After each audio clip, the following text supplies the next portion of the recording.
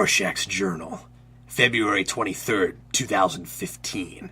Watching pointless video reviews about websites. Was duped into joining panel of judges for ridiculous sellout reality series called Who Reviews the Reviewers. They offered me beans and justice. But this isn't justice. It's a joke. Because when one of these reviewers plasters their horrid filth all over the internet, we let them live. But some aren't bad. Connor Nielsen, fine like this. ThatMattKid, fine like this. Comics Kid 2099, fine like Rorschach. I'm sorry, man, but I think I'm gonna have to drop you from the judges panel. Why? Well, your sensibilities just aren't quite in the vein of what we're trying to achieve here. That's okay. I'd rather be watching Arrow anyway. Maybe that pansy will finally start getting all, you have failed the city again, and that filth in Starling City will start getting what it deserves. Okay, well look, if we ever do a Who Writes a Journal About a Journal contest, you'll be the first person I call. Hello everyone, and welcome to Who Reviews the Reviewers. I'm Captain Logan, and I'm excited to finally embark on our legendary review season for the 4th time. This season we have 12, count them, 12 contestants for your viewing and our reviewing pleasure. We'll be putting them through their paces as we see who will be crowned the best up-and-coming reviewer this season here on Geekvolution. This year, the grand prize is $500 in cash, and we will also be giving the winner the option to get their own 6-episode review series here on Geekvolution. For this first challenge, we asked the contestants to review a website, and the emphasis for this particular challenge is on seeing whether or not the contestants can be engaging and interesting for 3 full minutes while reviewing something that might seem ordinary and run-of-the-mill and kind of mundane. This is something that's never been reviewed on the show before, and it's something that we don't think a whole lot about. What does it take to make a good website?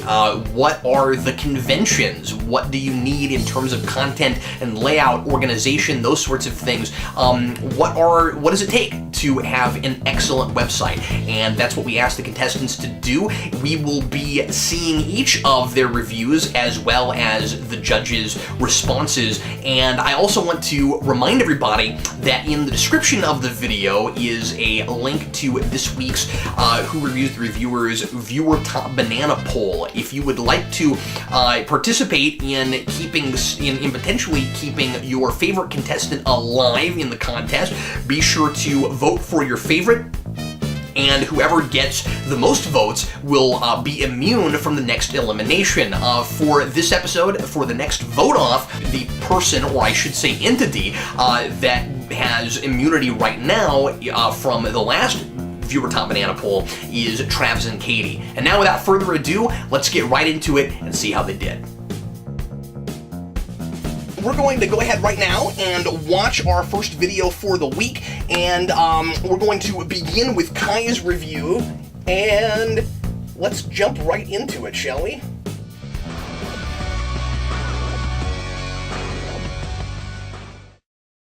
Over the years, there's one website that I've had really conflicting opinions about, Geekvolution, which a lot of people deem as Google's cop-out answer to Facebook, but perhaps that's a little too harsh. There are some good and less good features that the website has to offer, but the big question is it worth your time?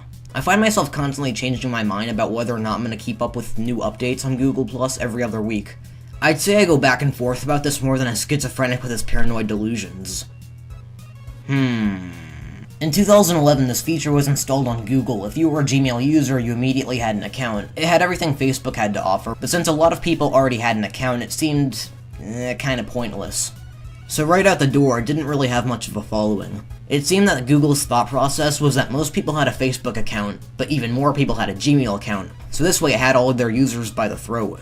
At that point, it kind of felt like Google creator Larry Page and Facebook creator Mark Zuckerberg were in this tough rivalry. Often rivalries can happen with one person believing they hate the other because they're the exact opposite. Not really. They're the same kind of person, just on a different team. These two are not so different, and when it comes to the virtual playground that is the internet, the corporate world doesn't take prisoners. Take the Google Voice app on the Samsung Galaxy, for instance. Siri.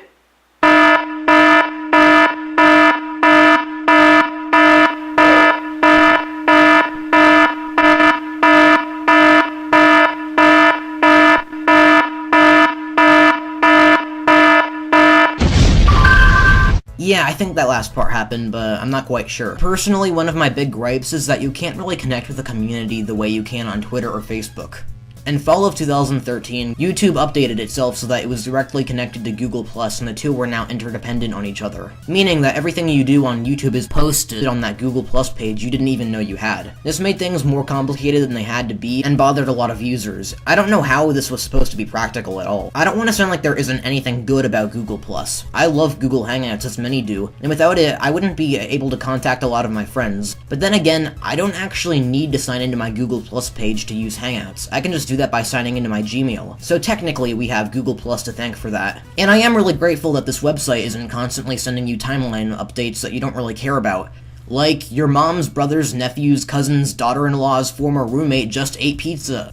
Come on, who really wants to hear that stuff? In the end, Google Plus is a mixed bag. It has one really good thing to offer, but other than that, it seems to get everything else wrong, and in my opinion, it serves as the archetype for a failed social network. I can only recommend it if you want something like Facebook, but connected to your Google account. I'm giving Google Plus a 2 out of 4. Thanks for watching, everyone. This is Kai, and as always, I'll see you next time. Be sure to subscribe and follow me on Google Plus. Never mind. I'm actually going to start with a negative, and that's that I felt like he missed the mark a little bit as far as talking about how the website itself functioned. As someone, I guess like everyone here who's had Google Plus shoved down my throat, I still don't really know how to use the website. So I was kind of hoping he would explain how all that stuff works. He doesn't talk about circles or how that's different from friending, which he did talk about the competition between Google Plus and Facebook. So I felt that part of this was kind of lacking.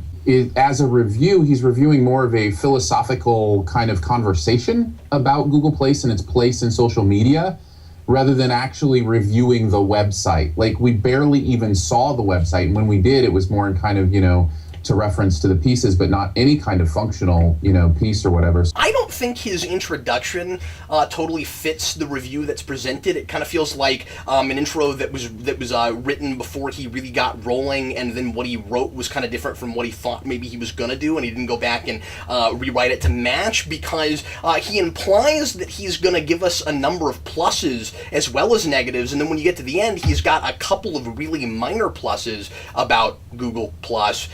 And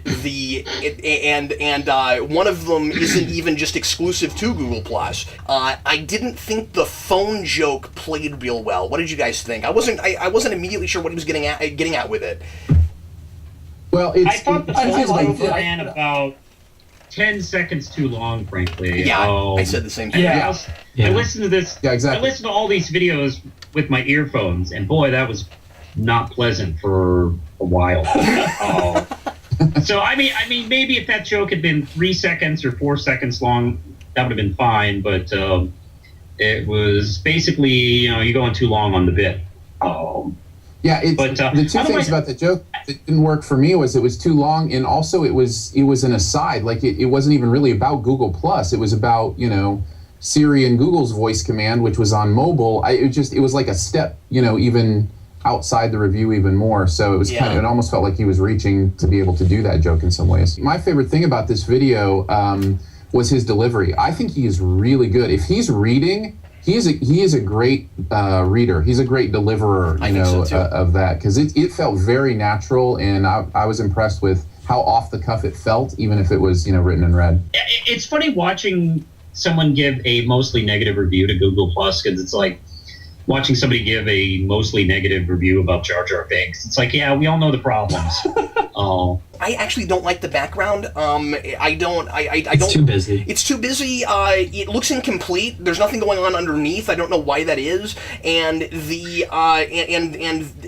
it's weird to look at a bunch of not related licensed properties for the majority of the review, while it's this thing about Google Plus. I think all he needs to do, and I wrote this in my notes to him, is either design something himself or find somebody that's really good at designing stuff and just make him a Kai logo. Alright, so next up we're going to chat about Major Key 600. That's Kieran. My name is MajorKey600. Graciously welcome you to my review of Hummingbird, Who Reviews the Reviewers, Round 1. And no, that won't involve a Mortal Kombat styled fight between me and the reviewers, because I would win.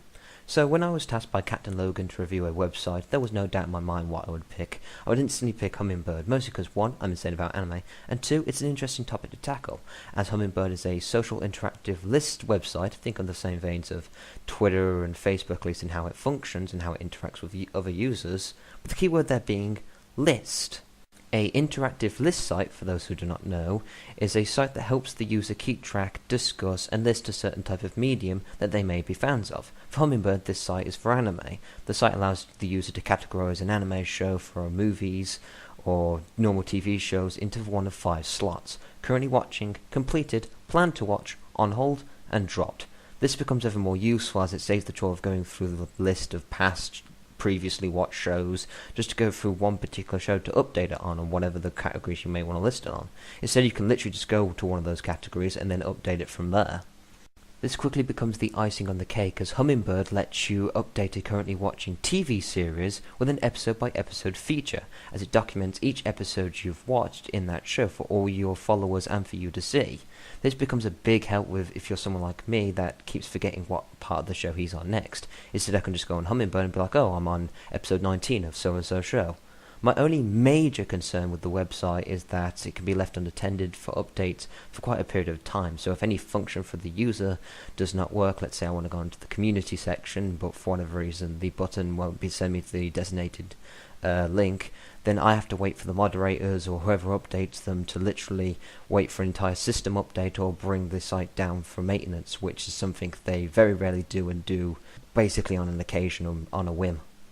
But overall, I find Hummingbird a great social networking site that I can use to discuss particular anime with on various forums with other fans, find particular information on a show like who's the cast and characters, both in English and Japanese actors, and even write reviews to bring out opinions on. Wait a second. I'm looking at a review, or reviewing a website, while other people are reviewing my review of a website that has a review on. Well, my brain's officially died, I don't know about you guys. So while I go and try and perform a system update on this thing, I think I'll see you guys some other time and some other review. Now where's that reboot manual? Wait. Oh, god damn it. My main thing about this, and I'll start with the positive, I thought the content was really laid out well here. I felt like I got to the end of hearing about a site that I knew nothing about, and I understood it. Like, I understood how it looked, I understood how it functioned. And for me, that's kind of the main thing I'm looking for, is to really get what's going on. I do have a question, and I'd like to ask you guys about this and your view on this. What is your view on playing to the judging panel or playing to the contest? Because there's part of me that's like, if you're looking at something as a review of something, you know, let's say a year from now somebody, you know, finds this review of this website, those inside jokes are going to be lost in a lot of ways. It's a thing that I've always been of two minds about. On the one hand, when you get the really kind of weird challenges, it's hard not to say something about it, where it's like if somebody finds that review, you know, years from now, and they're like, why did you review a thing that had to have the color red in it and a monkey? You know, and so...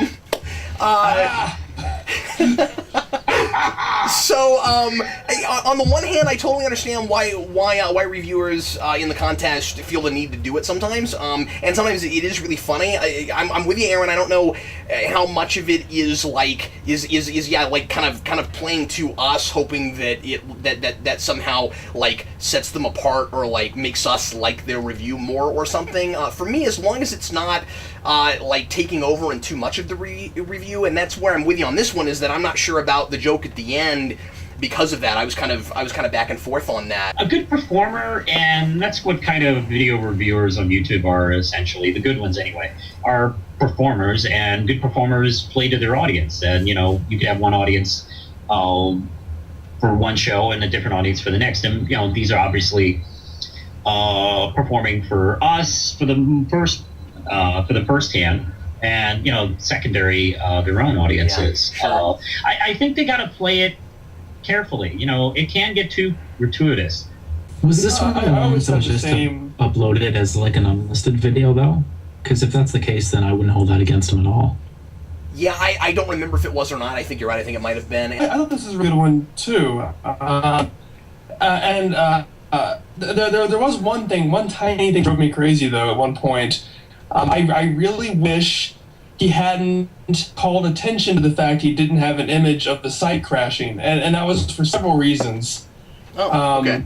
Because I saw several other videos, a few other during this round as well, is that when you try to put text alongside your audio, it ends up distracting from both of them because it's hard to read one message while trying to hear another message at the same time. Second was that he ended up misspelling something in that text, which made it look kind of sloppy. Oh, okay. And third is that I'm of the philosophy that unless it's something that contributes to like a self-deprecating humor thing, you never want to point out a problem in your video. I thought he comes off as really at ease and comfortable. His selection is a really good one. I like what we're learning about some of these reviewers with their choices and picking things that they're really familiar with, but keeping us engaged even if we're not really into the thing that they're talking about. His enthusiasm makes me enthusiastic. That's really good. His content is really focused. My main issue is in audio presentation. His reading is really natural, but he's soft-spoken almost to the point of trance-inducing.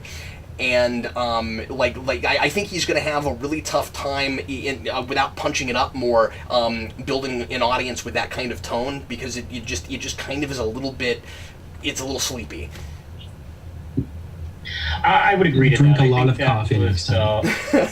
Yeah. If you're explaining like a whole new site that I've never heard of, like this site, you have to explain it. Like, hey, I'm a stupid idiot from Mars that just came here. What's this site? And what are websites and cars and food? I'm from another planet. But specifically, what is this site for? Can I just say, I thought it was kind of bold to go so under time. He had like 20 seconds I was going to bring that up too, thanks. And at the same time, I didn't feel like he left anything out at all. This felt like a complete review to me. Yep, I had the same note. I was very impressed with that. I didn't even notice that he was under time because I'd never heard of this site before, like Justin. But I came away feeling like I knew quite a bit about it, and what worked and what didn't. So, that's an interesting point. I selected Hummingbird specifically because basically, as you know, you've seen from everything else I've submitted, I'm a very big anime fan. I'm a very big anime nerd, or geek. Right, geeks not nerds. There you go. There's your little reference there. But I specifically chose that essentially because, again, I'm an anime fan, and the fact that I'd like to get some more exposure out there for a genre of website that I think is really underrated or not used or known about, which is the list site. The most challenging part of this review was trying to cover everything, and fun fact for you, I didn't cover everything about Hummingbird because with list sites, they're very complex, they're very layered. As I said in the review, there's categories, there's information like voice actors, there's episode by episode basis as if it's a series. There is a lot. There's forums, written reviews. There is a lot to consider, and with a lot of time slot, I could only review so much. I could speed review it all, but then I think that would sound very, very forced. I do not see myself getting top banana. Do you know why? Because I'm very pessimistic of myself. I always naturally think I'll do horribly. But I think who's going to get top banana is Kai Reviews, because I saw his audition, and I saw his audition review. That guy is awesome. You know, don't vote for me. Don't vote for him, because he is great. I say that because I'm very pessimistic. If you want to vote for me. It's great. Okay, next up, we move on to Mr. Cool. Hey there guys, it's Mr. Cool 210 here with a quick review of Yu-Gi-Oh!.com. Yes, before we get started, I know I reviewed the box set from the same franchise, but I felt like this site needs to be talked about. It's a site that has a lot of good things TV-based websites need, although I promise nothing Yu-Gi-Oh! Related next time. This is the last time I'm doing something in this franchise. When you open up the site, you get a nice looking page with a nice color selection. Nothing that seems too jarring, nothing that's too distracting. It also gives you the most important news for the website, such as the new movie coming out. While the newest news is down on the bottom of the page. One thing I have to give major credit to is that the site tries its best to not only be accessible to fans, but people who are trying to get into the show to begin with. Usually a site like this would just let you watch episodes of the show, but this goes a step farther, giving short character bios. It also tells you who voiced that character, who that character considers allies, and to top it off, what episode that character appears in. Compare this to, say, the website for the ABC show Castle. Sure, it gives an episode guide and a place to follow the actors on social media, but that's really it. It really tells you nothing about the show. You have to go to other places to really look it up and see if it would be your cup of tea. Yu-Gi-Oh.com also has the same treatment for every card in the show that it has for its characters. It has a little piece of artwork and tells you what the card does. Another positive is that it has a very nice layout. Everything is easy to find and clearly labeled, with buttons for both Facebook and Twitter in case you want to follow this site on those pages. However, I do have a few negatives. A big one is that yes, you can watch episodes on the site, but you need to be living in the US and have an account with Hulu. That makes it kind of a useless addition to anybody who doesn't fit into that criteria. For people who do have Hulu, since you can find all of these on the site anyway, this just feels like a way to organize it, and it's not really needed. Kind of a pointless addition for those people who also have Hulu. But hey, there's always Netflix! Plus, while it's nice that they tell you what the cards do, I wish they had a place for you to learn how to play the game. Yeah, you get instructions with the starter deck for the game, but it would be a nice feature so someone could take a look at how the game works and see if it's right for them. And finally, it is really missing a store page. You would think a website for a television show would have that. Even if it's just linked to the Amazon pages, it would at least be a good way to look at everything they are selling instead of having to look it up on other sites. I'd honestly give the site a 7 out of 10. If it had a different way of viewing the show, and a bit more information on the game, and a store page of course, I'd give it a higher score. But as it is, it's a good site for the show, and if you're at all interested in the show, I'd recommend checking it out. Who knows? Maybe you'll even become a fan like me.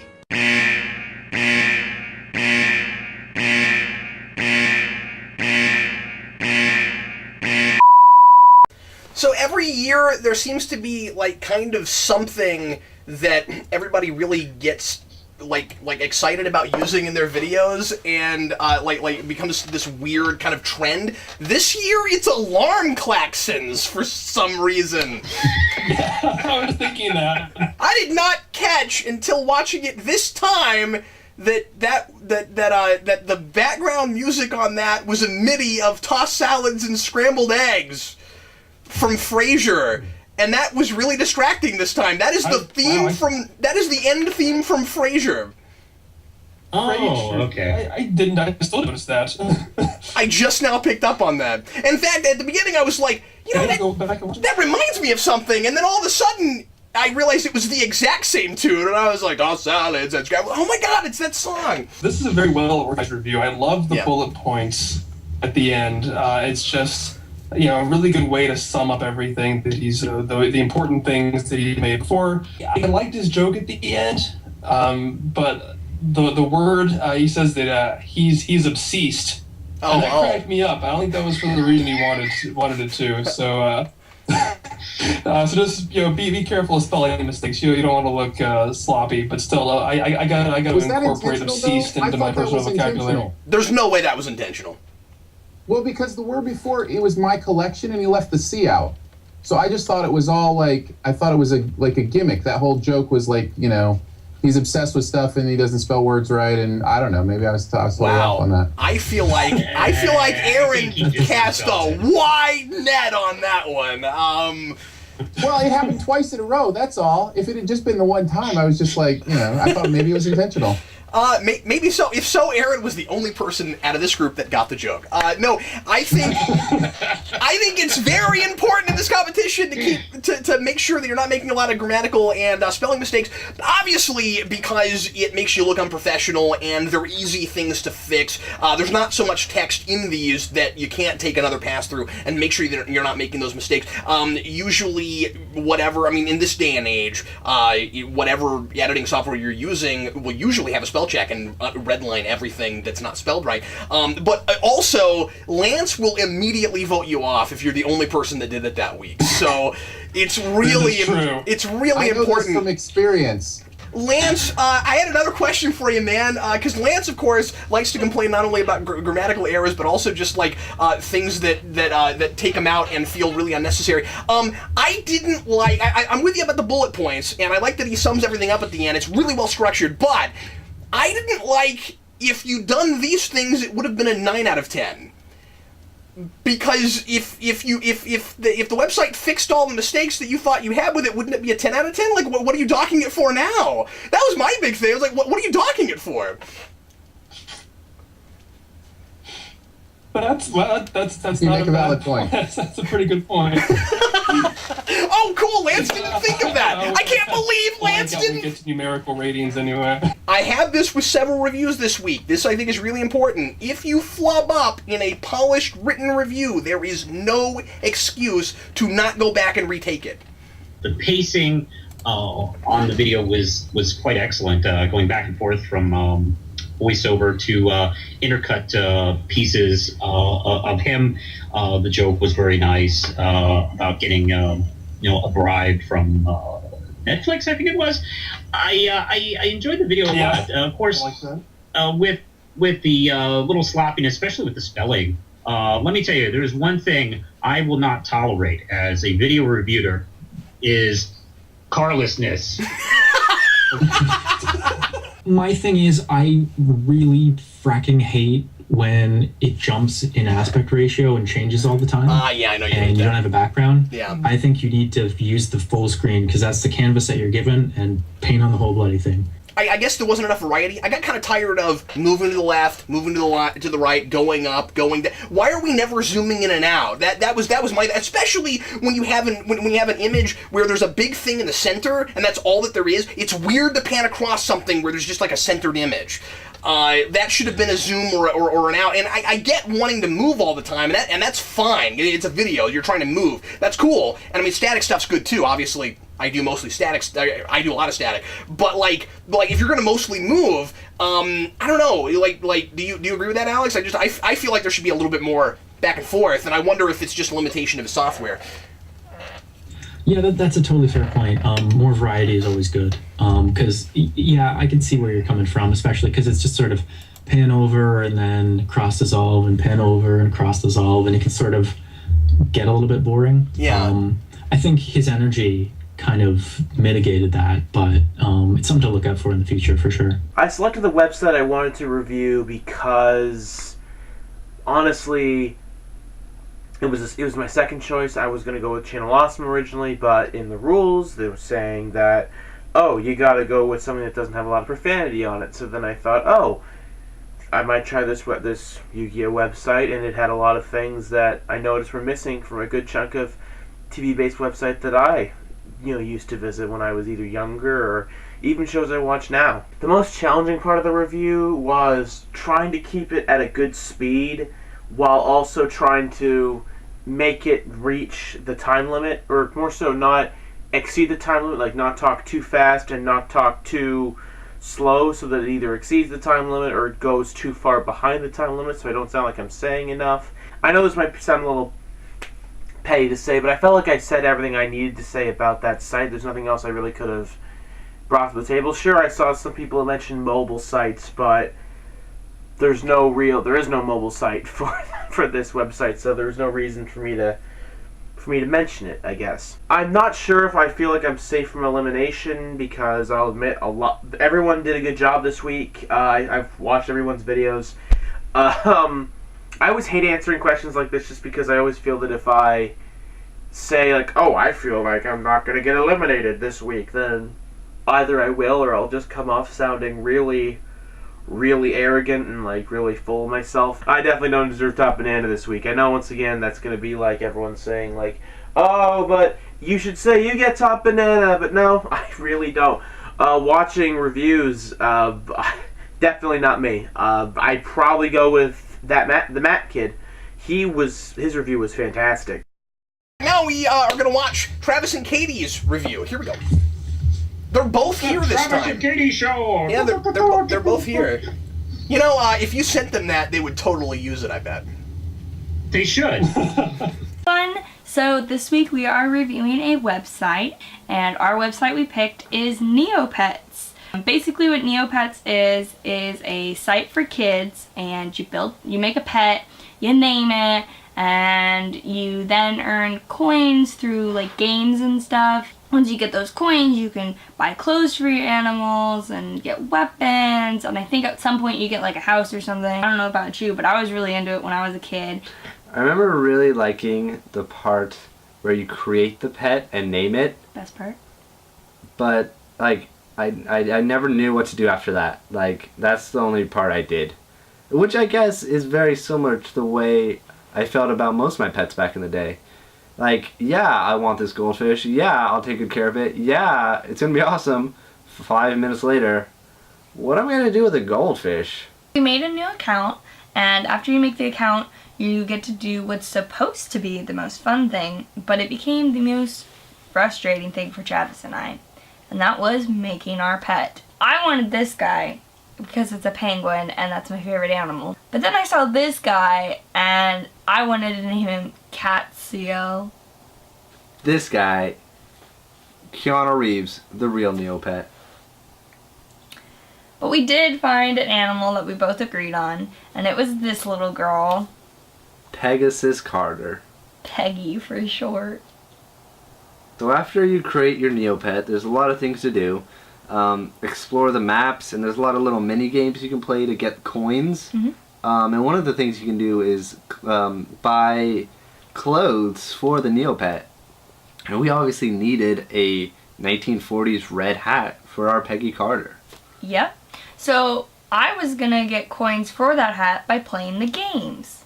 And I'm pretty bad at the games. I think they're pretty hard. So I went to the chat rooms trying to look for someone who had a 1940s red hat. Mm-hmm. And? I found someone. He did. And what happened? They wouldn't give it to me. So I kept talking to him. And? Yeah, you know. And? I got our account banned. As we found out, the chat rooms are monitored 24/7. And if you don't follow the rules, your account can be permanently frozen. Another pro is that they have a lot of things to do, a lot of games. It's exactly the same as we were when we were kids. But is it really that great for kids? I mean, let's be honest. This is a gateway game. The kids who play this are going to grow up to be the kids playing World of Warcraft and League of Legends in their mom's basement. You just described yourself. Well, folks, I can finally mark that off my Geekvolution bucket list. I have come up with a challenge that got someone banned from a website. Yes!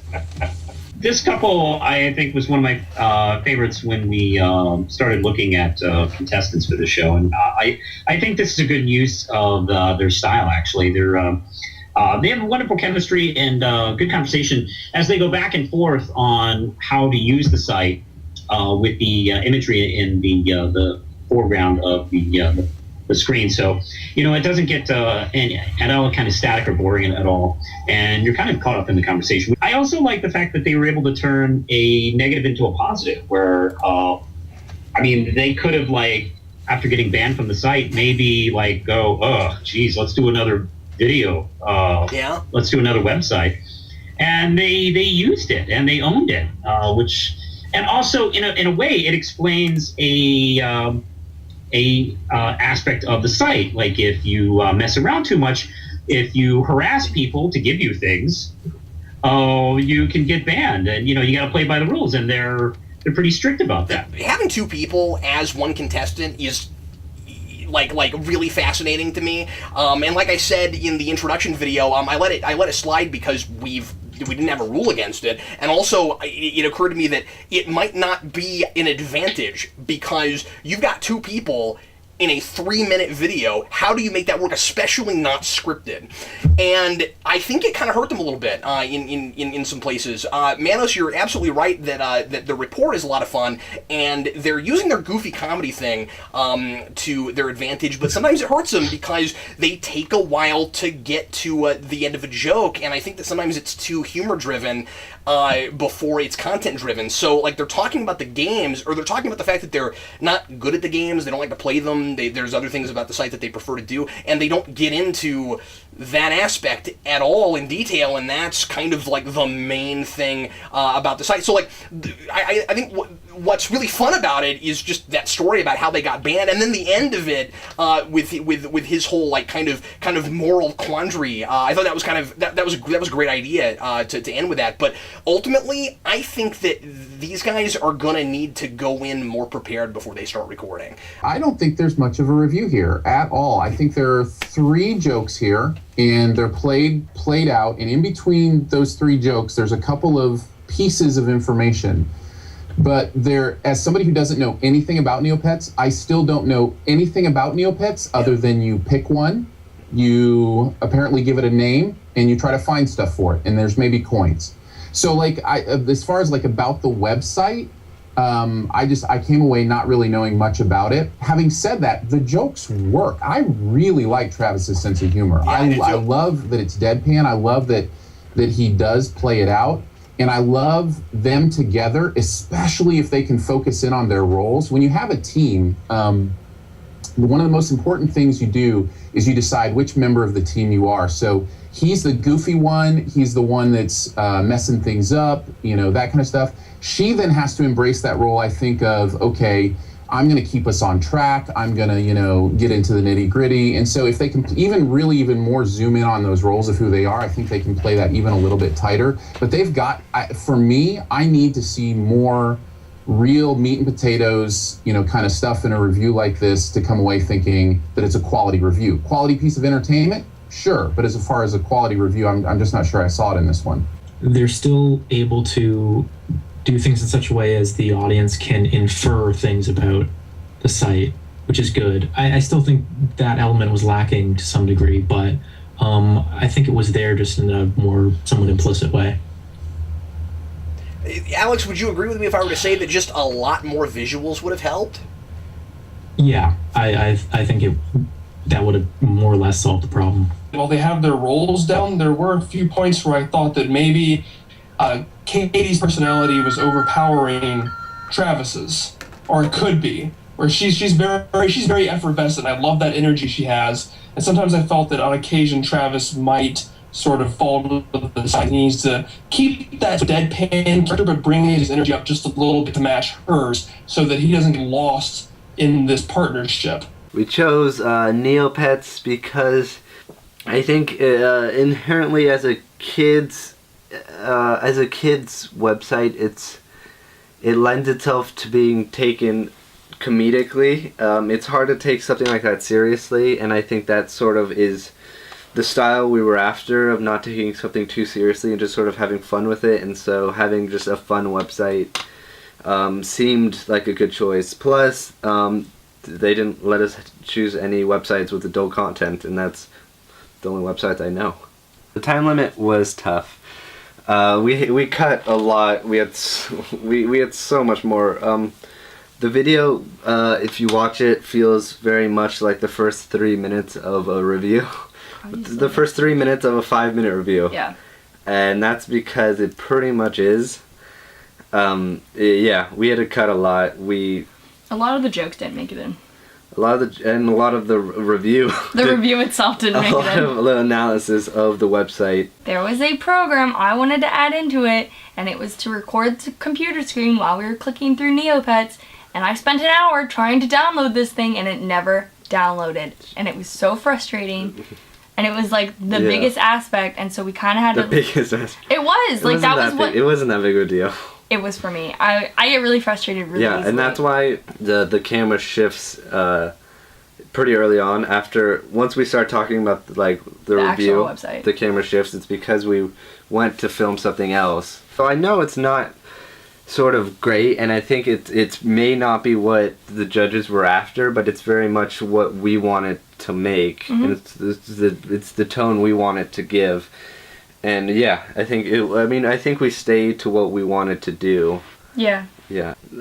It's hard at this point to sort of gauge where we're at when we haven't really seen anyone else's review. And confident is a very strong word. I've never been confident about anything before in my life. We don't know what we're doing. No, we really don't. Don't. But we're having fun. Oh yeah. We're gonna now watch MrGoodPlot's video. Here we go, MrGoodPlot. If you are like me, then you collect way many more toys than you ought to. But how do I know what's available to get? Well, I visit a website called the Toy Ark. I will take your mind there. So here's the home page. Right at the top you have a bunch of links to sister websites for more specific toy collecting. To the right of the site title is an ad, but they always have something to do with toy collecting. Now here are the featured news articles of the week. If you scroll below it, you see a whole timeline of geeky toy news. Now if you click the next page button, you will be sucked into a black hole of... Oh look, another ad, and here's the current time. Scroll back up and you see links to their social network pages. Below that is where you log in and sign up. Below that is a search bar where you can look up particular items you want news on. Below that are links to eBay offers and auctions that are wrapping up soon. They change quite often, so if you see one that interests you, click it right away. Below that is a showcase of their Instagram pictures. Now here's a problem below that. This is front page space that could have been taken by links to more recent, relevant toy news, but instead it's months-old Comic-Con coverage. Below that are shortcuts to the latest discussions from the site's forums. Why does Marvel get their own box of discussions while DC has to share in the general discussions box? Anyway, there are also discussions on customs, collections, and buying, selling, trading. Let's click a discussion. Users can post whatever is on their mind about the topic at hand, and can start heated debates or just fun conversations with the other users. Going back to the front page, let's click on the news article. There can be a confirmation on a new product, when and where to find it, or the latest pictures of it, and the users are free to comment. Finally, there are the tabs at the front page. They help you specify your search on events, companies, characters, scales, sublines. So besides this, the website makes sure no space is wasted by adding many useful facilities for toy collectors who are looking for both a good news source and social network, thus showing how much consideration they have over their users. Score 90%. Hey guys, look! Look, it's the correct time! That joke busted me up. Okay, I would like to start on this one if I may. Go ahead. I was absolutely blown away by this review, and a lot of the reason I was is because when, first of all, MrGoodPlot has tried to get in the competition for like 3 years in a row. And I've always been really not sure about his villain gimmick.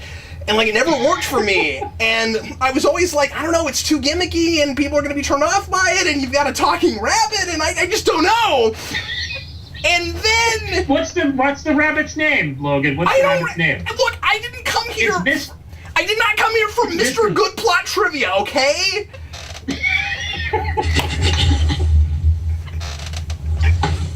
What is it, Manos? You're holding up the whole show. Oh, I'm sorry. No, go ahead. Okay, well now I want to know, because I can't remember. Is the bunny's name is Mr. Goodhop. Oh, that's right. I forgot about that. I like his visuals. I like how much of the website he shows us. He's one of the only people that did a lot of scrolling around and actually showing us what the website looks like. And you see everything he's talking about. It's detailed. He spent a lot of time on it, clearly. I could have done without so much of the like mouse pointer going everywhere. But I did, because there were a couple places, especially when I would pause it to take notes, where I thought that was my cursor and I was trying to move it. But the thing I'm so impressed about is that the gimmick thing didn't take over. I mean, he's got that goofy voice, but like, it's sort of like Red Letter Media, where like he like lets it work for him, and I'm laughing a lot, but I'm also like learning a lot about this website, and I think that the humor and the content is really well integrated, and he doesn't waste a bunch of time at the beginning and the end doing a bunch of like world building stuff for his like, you know, fake reality that he's made up for MrGoodPlot. There are some real advantages to playing a character because you can really build a universe, and I think he understands that, and so he understands his character, and because he does, we're able to buy into that world, and in many ways, we take the review almost a little more seriously, even though he's being silly, because it feels like that is an authentic character that he knows about. The only thing that didn't work for me was that at times it felt more like a walkthrough than a review, if you know what I'm saying. Like it was, and then if you go down here, this is here, and then this is down here, and it's in. Yeah. There's something that's like to me. It reminded me of like when movie reviewers do like a plot synopsis and they go on way too long about it. It's like, okay, I get that you're telling me what the movie is about, but tell me how the movie impacted you. So tell me what the site does, not necessarily just what it looks like. Having said that, that was fairly minor. I thought this was pretty good overall. You're right, Aaron. He did maybe spend a little bit too much time explaining rather than reviewing, but he does get some of the review out. And also a humorous way. I mean, I think that's the advantage of doing a character, is that he feels really comfortable. You know, to go ahead and spill it, I think this one might be my favorite this week. Oh, cool. Okay. And because it surprised me, because I thought I was going to not like the persona as well. It would overpower the review, but it didn't. And it just really added to the charm of that. So it sort of sounds like he was recording in a wind tunnel. I don't know how much he can do about that, if he can find a room with better acoustics or not. But it did kind of get distracting after a little bit. Yeah, I think his reviews should come with like complimentary adult diapers, because I pretty much peed myself watching it. I wasn't sure about the shtick. I think part of the reason it maybe worked this time is because it was mostly off camera. Yeah. And he was showing us stuff. That's a great point. And he just kind of used the live action stuff to bookend it. I think if he keeps with that, he can probably prevent it from overpowering everything. In defense of kind of the walkthrough nature of it, I feel like we got a sense of how he felt about things from his tone of voice and kind of the occasional sarcastic comment of like, oh, look, another ad, stuff like that. You can gain a lot of sense of how he felt about it just from stuff like that.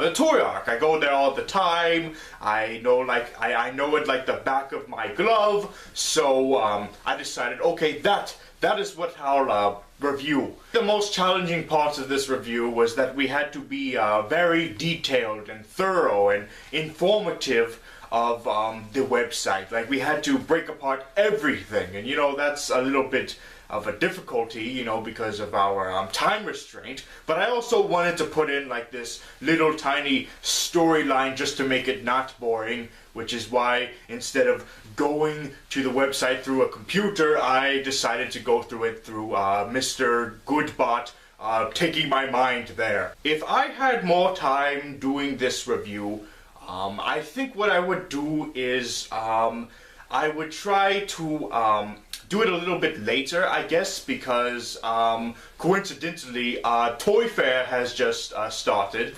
Toy Fair is in the middle of happening right now, and it started a little bit before the due date of this video. I know I'm dating this video because by the time this is probably put on YouTube by Captain Logan, Toy Fair will be done. But Toy Fair is basically like, the Comic-Con of toy collectors, and that would have meant a whole lot of variety of news to showcase, so that when I was searching through the website in the video, you would have seen just all of this, rich variety of toy news to see. There was this space that was taken up by old news, and now that old news space right now currently has changed. Now it has the Toy Fair news, so that criticism is now dated, and whoops. How confident am I that I'll go to the next round? Well, apparently my henchmen are not that supportive. But me, on the other hand, I believe that if it were just 8 contestants, like usually, sure, I'd probably be like, oh, better pack my bags, even though I'm not technically going anywhere. But with 12 people, I mean, and not to insult any of the other reviewers, but I think 12 people, it's like, I guess there's more of a chance that I'll stay for another week. And plus, I don't think I did that bad of a job. But will I get top banana? Well, I think I'm an acquired taste. I think people like to go to the mainstream, like no-brainer type reviewers, like who are all charismatic and are very informative and really extra informative. Like, I think those guys would be more likely to get a top banana than me. But I just right now I'm just aiming towards being safe is what I'm looking at. I bet he never makes it to the next round. I bet he makes it at least to round 3. You're on! Now we move on to Jack Does Things and Stuff, to one of our 2 Jacks, and he reviewed Explosm.net. Here we go. Hi, I'm Jack, and this is my review for Explosm.net, or as some of you might know, the home of cyanide and happiness. If you didn't know, Explosm is just a website dedicated to webcomics called Cyanide and Happiness, and more recently the Cyanide and Happiness show, which is a compilation of shorts. Recently they updated the website, and I think one of the parts that was most important to me is that it goes straight to the comics. As soon as you go to Explosm.net, it goes straight to the most recent comic, because it's updated daily. Just short, 6-panel things or whatever, but if you look at it daily, as I do, it's a lot more easy to use. Though this does also mean that there's no actual homepage. Something that would make it a lot better in my eyes is if there were an actual homepage where it had a bit of news, like a Twitter feed, then, also the most recent comic. That said, for its function, i.e. to host these comics, it does do its job pretty well. I mean, it's easy to navigate. There's links at the top which you can click to go to all the videos, all the comics. There's an archive of comics and their merch store, etc. There's nothing sort of hidden. You don't need to go crawling through loads of stuff and jumping through hoops to find something you're looking for. One of the bad things about their recent update is that some of the older comics have strange formatting. What I mean is sometimes some of the older comics are really small or really big. Oh, it does look a bit odd and is somewhat distracting and a bit unprofessional, I guess. And another thing that seems quite unprofessional is that when you go to the merch store, it has different layout to the rest of the website, and then if you go to the store and then click on the appearances page, that page doesn't work, which really bugs me. Like, I wouldn't normally go to that page, but nonetheless it is slightly annoying. In terms of the actual content, there are some pretty well, it's not everyone's cup of tea, I'll say that. Some of the jokes are a bit dodgy, let's just say. I can see why some people would be offended by it. I personally, I love it. I think that might say a lot about me, but I love it. I read it every day. I find it really funny.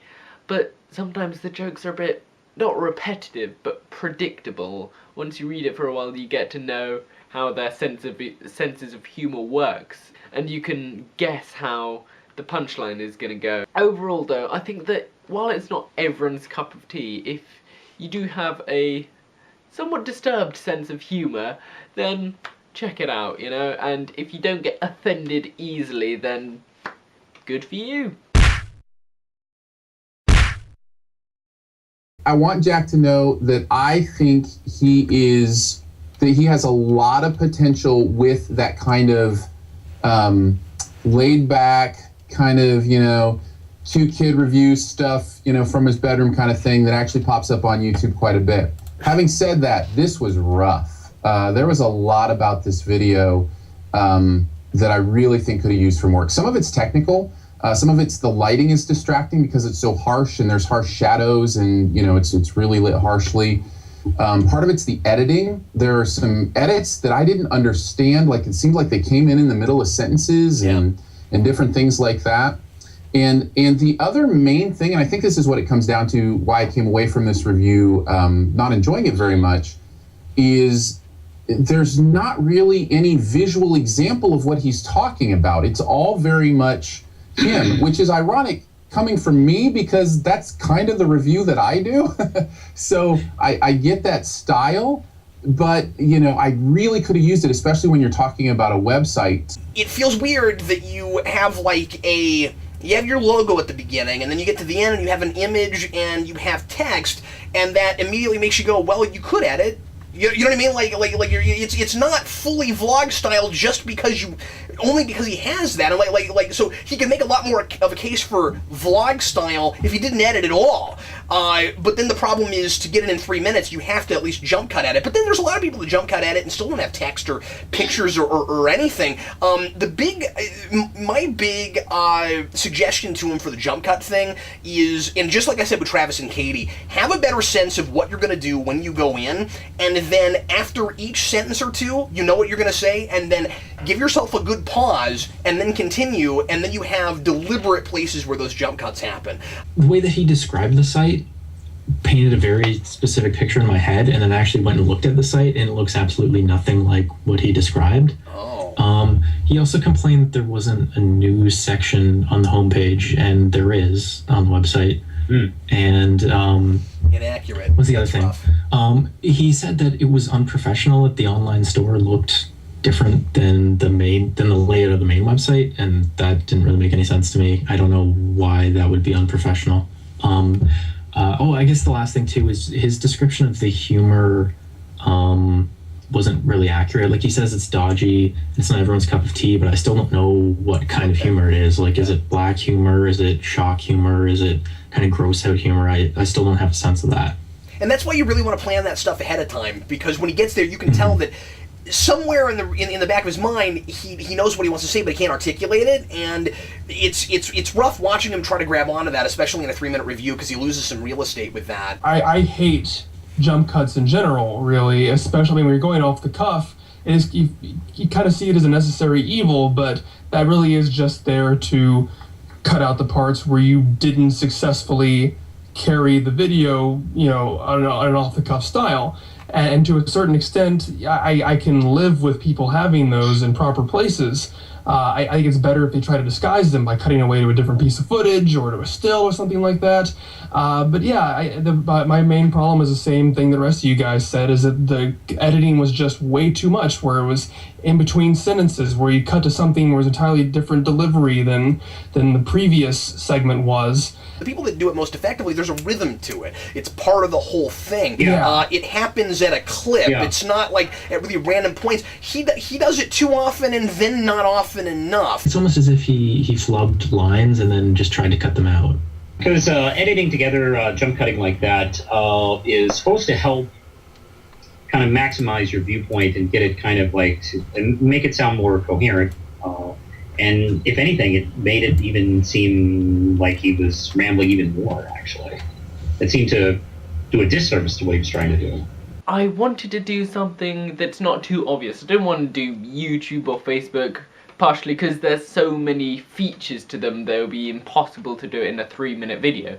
But also because Explosm is a website I use daily. I look at the comics every single day, so it's something I'm used to using, I guess, and something that not that many people have heard to compared to, YouTube, Facebook, Reddit, stuff like that. Also, it only has one real function to host these comics, as well as a few other features, so it would be a lot easier to describe how well it does that one function. What was the most challenging part of this review? I think it wasn't anything to do with the website in particular, it's just that reviewing a website in itself is, well, it's something I hadn't even really thought of it before. Every now and again I'm like, oh, this website's a bit crap, or oh, this new YouTube update's stupid, but I've never really thought about it critically, so that was something that I found quite hard to do about it, as well as the time limit, which is always really hard. I find it hard to be concise about things. I think the thing I enjoy the most is the fact that it helped me with my reviewing skills. Like, I never thought about a website critically before. Normally, if I criticize something, it's something like a film or a game or whatever. I'd never really thought about it as about a website like that before. So it helped me, I'm not sure, it just helped me think about things like that more. After I recorded and uploaded the video, I saw the introduction video of all the people and the candidates for this year, and then I realised that, well, mine was just me sitting here being depressing, going, oh, Explosm, brah. And, you know, that, normally, I feel like I'm not like that in my normal videos, so partially that didn't give such a good representation of myself, but also, I don't know, I got a haircut now, maybe that will help, who knows. I'm gonna have to step my game for the next round though, so as much as it pains me to say it, like I said before, it was just me sitting there being depressing, and a lot of people are self-critical, but I think I'm not so confident with this round. I just hope I still have time to get better, I guess.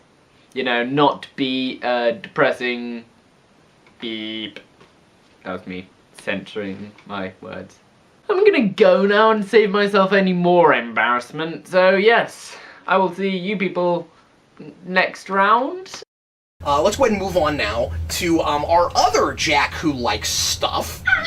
And he's also British. And, and it's Jack's channel stuff. How did that happen? Rotten Tomatoes. So arguably Rotten Tomatoes is the most popular film review aggregate website on the internet. So obviously it's going to be high traffic for many film fans or film critics to go and check out what people think of the latest films. So straight away, that's the positive I have to give to this website, is as soon as you get on it, you see, okay, films, rotten fresh, rotten certified fresh, blah blah blah. You can tell simply by, straight as you get to the website, there's lists and columns of films, TV shows, and TV show different kinds of genre and things like that. You can see what people think of them and just quickly click, and boom, you found the critic reviews. So therefore the layout, pretty awesome for this website. Plus it's also easy to navigate as well. You can just click on a film, it takes you straight to the film page and you can see all the reviews for it, or you can just click on what's out this week and you can see what films are out of the week and see if you fancy going and watch it. Like, Project Almanac doesn't look very good. Let's go watch Kingsman, for example. But my favourite thing about Rotten Tomatoes is the actual kind of awards it gets given. It gets given at one of three things: either rotten, which is obviously meaning it's bad or not very good; fresh, which is okay, it's good; or certified fresh, the creme de la creme of Rotten Tomatoes awards, obviously. This means basically, this is awesome, you should go watch it. And you can just tell by the little logos at the side, tell straight away what the general impression is of the film just from them logos. But what I like about Rotten Tomatoes as well is the fact that it's not just critic reviews, audiences can go on there, and if you like, you can sign in through Facebook and you can just write your own reviews. I've done it, I've reviewed like hundreds of films on there, and I love it as well. Plus on the main page for a film, you have critic reviews on the left and you have audience reviews on the right, and you can see how critics like it compared to the audiences. Now there are some things that do kind of irritate me about the website. Number one is, this one's kind of like really picky. When you hover over like a film or a TV show, a box comes up saying the critical consensus, like what the general impression of it was. But if you move the mouse away from it, it still stays there and covers up all the other options. That starts to get on my nerves a little bit after a while. But sometimes I can roll with it, and sometimes just like, oh, go away, I want to click on this thing, I can't see what I want to click on, go away please. But apart from reviews, it's also got some movie news like Weekly Catch Up, which is like the big movie news of the week, so you can just click on there from the homepage, big picture at the top, and it's like, Weekly Catch Up. So it's easy to navigate, it's well laid out. I like the whole rating system they have as well. I like the fact you can do your own reviews on there, but sometimes that little thing where it covers up the actual names and stuff, that does kind of irritate me a little bit. What's important is you find out what the general impression is of a film, and Rotten Tomatoes does that really, really well. So I want to know, do you use Rotten Tomatoes, and what do you think of the whole website structure, layout, and all that kind of stuff? Whatever your thoughts are, put them down there, and if you like this video and you want to see more, click here to do the subscribe thing.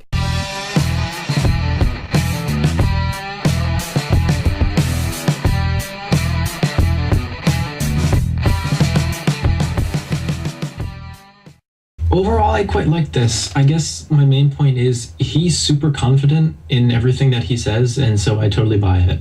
Yeah. He would make a really good salesman. I would be surprised if he doesn't watch Jeremy John's videos, because he has a lot of those same mannerisms and styles. That's not necessarily a negative thing. We all have our influences and where we come from, but it does seem, even especially at the end when he's like, do the subscribe thing and all that kind of stuff. Part of what I was thinking was it may benefit him to kind of find his own voice in some way, because I think a lot of what he's doing does feel like that very similar parallel thing to what's already being done.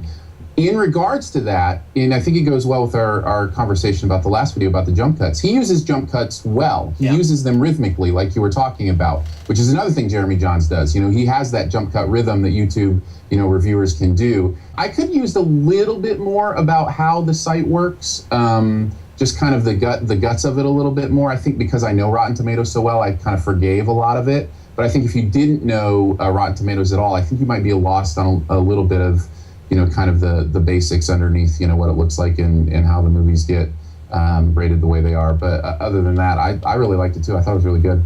I do agree. I think he kind of made the assumption that everybody gets this site, so he was a little loosey-goosey on the description. But, he was able to, give it the basics, I thought, enough, I guess, for the video. So, I like this one a lot. First thing I had in my notes was just the phrase simple but effective, and I think that does he carries this video very well with his persona. I think he's very comfortable. I like the images he used. I think maybe he could have used more.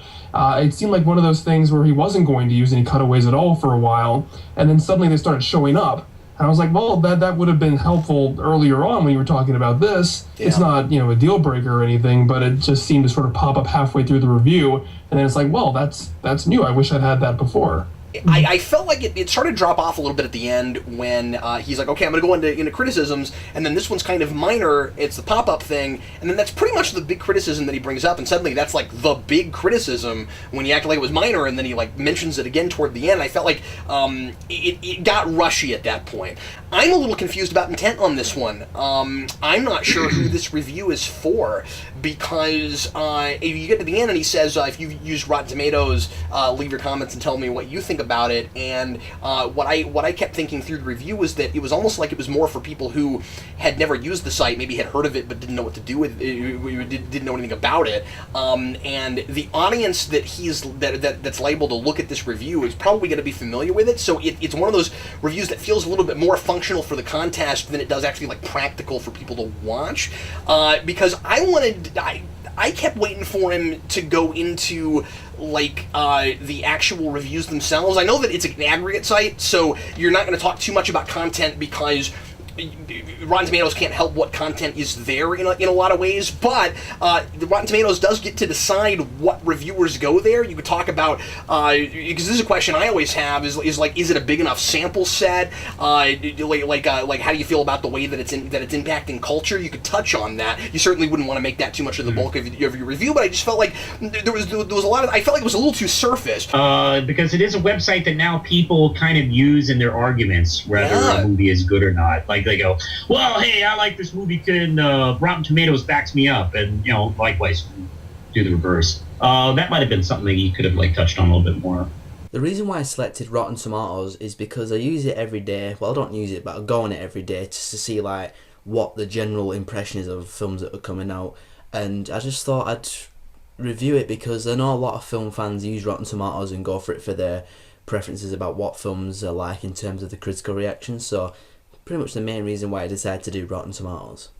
The most challenging part of this review is probably to find negatives about the website, because there isn't really that too much negatives that can really be brought to light in terms of the website itself. The thing I enjoyed most about this review was the freedom to review any website I wanted to, and since I wanted to do something film related, it was either going to be this or maybe Empire Online, but I thought this would be better because it's more opinion related based, along with critics and all that stuff. If I had more time, I would probably change the website, because I didn't think there was too much for me to actually critically dive into in terms of reviewing the website. So if I got to do it again, I'd probably choose a different website, but if I did do Rotten Tomatoes again, I'd use more screen grabs and use more images to actually illustrate my points better, because I didn't feel I used too much good imagery. In terms of how confident I am if I get top banana, I'm relatively confident. I do think I kind of dropped the ball on that on my first video, so I'm not sure. I'm not entirely confident, but I'm optimistically confident that I'll probably get top banana. That sums up the two Jacks, and now we move on to the Comics Kid 2099. I don't know why I put them right up next to each other. I should not do that. You've just turned this into a rivalry. I hope you're happy. I didn't do it on purpose. That's just how it landed. I did not do that on purpose.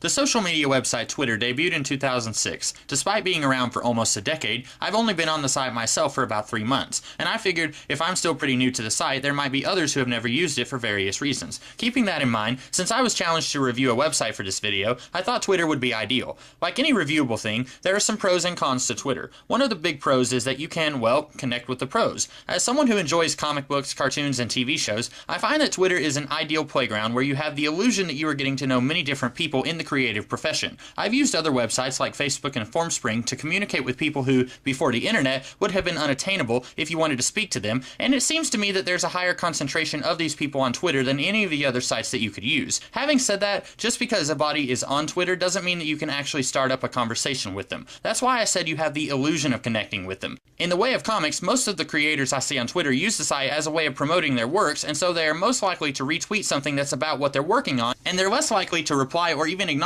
if you tweet at them, even with words of kindness. But this is understandable. Anyone with even a little bit of celebrity status cannot always be expected to reply if you wanted to tell them how much of a fan of their work you are. Why won't you respond to my tweets, Alex Hirsch? The biggest negative for this site is the 140 character limit on posts. I find it really hard to believe that something with such a staggering obstacle to making a simple post on the internet would become so immensely popular, and yet it did. I imagine part of the reason the character limit exists is to make Twitter unique from sites like Tumblr or Facebook, where your posts can be as long as you want. Outside of the aforementioned easier access to people you can't find on Tumblr or Facebook, this raises the question, why would anyone give Twitter the time of day when the site goes out of its way to make it difficult for users to use? Now, I should mention that Twitter isn't aimed at people like me. It's aimed at people with thousands of followers who want to alert everybody that they had a sandwich for lunch. And if that's what you want to use Twitter for, it's perfect. It doesn't take that many characters to say you had mustard on rye for sustenance. But if you're like me and you want to live tweet a TV show you're watching, or if you just want to respond to somebody with a really long user hand, you're going to find you can use 140 characters a lot faster than you ever thought you could. Where was this superpower when I needed to fill space when writing a paper in high school? And I know what you're saying, I could be less wordy. And while it's true I could stand to be a little less long-winded, the fact stands that sometimes, even when I shorten everything I possibly can, I still have trouble making tweets that are just a sentence long. This is just something to keep in mind. Just because it's inconvenient for me doesn't mean it will be for everyone else. You might be very comfortable fitting what you have to say in 140 characters, in which case you're probably already on Twitter tweeting about this very video. Those are my thoughts on Twitter. It's very handy, but it's not perfect. I would change some things if I was Emperor of the Earth, but it doesn't need as many changes as, say, mustard on rye. What about you guys? What are your thoughts on Twitter? Comment below, and to make things interesting, do so in 140 characters or less. As for me, I think I'm going to follow Will on Twitter. Will said that I'm a player. That's a good thing, right? Lance, what'd you think of Comics Kid and his thoughts on Twitter? But I want you to say it in 140 characters or less. Oh, thank you, okay, Logan. Well, the thing I like about this is that I really enjoy the entertaining. Okay, I'm out of spaces, aren't I? I'm done. Yeah, okay. that's it. That's the end of that. All right, Oh my God. Aaron, no, go ahead, Lance. No, I found this hilarious, absolutely hilarious, and it really is he's not on camera, but he still has that sort of mentality we were talking about of quick cuts to quick visuals, quick pace, and does it in a way that's really effective and really hilarious. And I could probably watch this one all day, and there's so many visual gags, most of which don't take away from what he's saying. I didn't notice this till just this time, where he had the William Shakespeare tweet that it said brevity is the soul of twit. I didn't realize, I thought it just said the regular quote before I didn't realize there was that joke in there until I saw it this time. So there's lots of things to mine from this. There was one visual thing that kind of threw me when I was talking about something I mentioned earlier, where he had like this image of the Declaration of Independence or some document and had like this red text over it.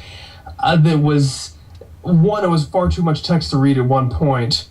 While he's doing that quick pace of talking, you really can't keep up with that. And two, the color was just so jarring against the the image that I couldn't even read what it said at all. Man, he's funny and he writes well. Yeah. You know, he really has a sense of where the jokes should come and how to space them out. And I think that really helps the delivery. It's also very personal, which I really liked. You know, it really felt like we were getting a sense of the 1-2 punch of what a great review does, which is tells you how that person feels about it and how they use it. And then in return, also lets you know how you're going to feel about it and how you're going to use it. So I felt like he did that really, really well. It felt very much like the Google Plus video in some ways, in that it was about kind of what surrounds Twitter, but not actually the website Twitter, which may be kind of a minor thing, I guess. But you know, if the challenge is to review a website, then I think he could have done a little bit more with, you know, the actual website itself, how it looks, how it works, those kind of things. But I thought it was very minor because overall, that I think the effect of this review is really good. I really like getting the perspective of somebody who had just gotten on Twitter, and that validated the choice for me. That it was like, okay, I finally did this, and here's what I thought of it. I know there's other people that like he gives you the. Remember, last review I said that I wasn't sure about intent. He gives you the intent right up front. First 10 seconds, we know why we're here. My issues are really just kind of like small technical ones of pretty much all the images were really low quality. Should try and strive for better looking ones.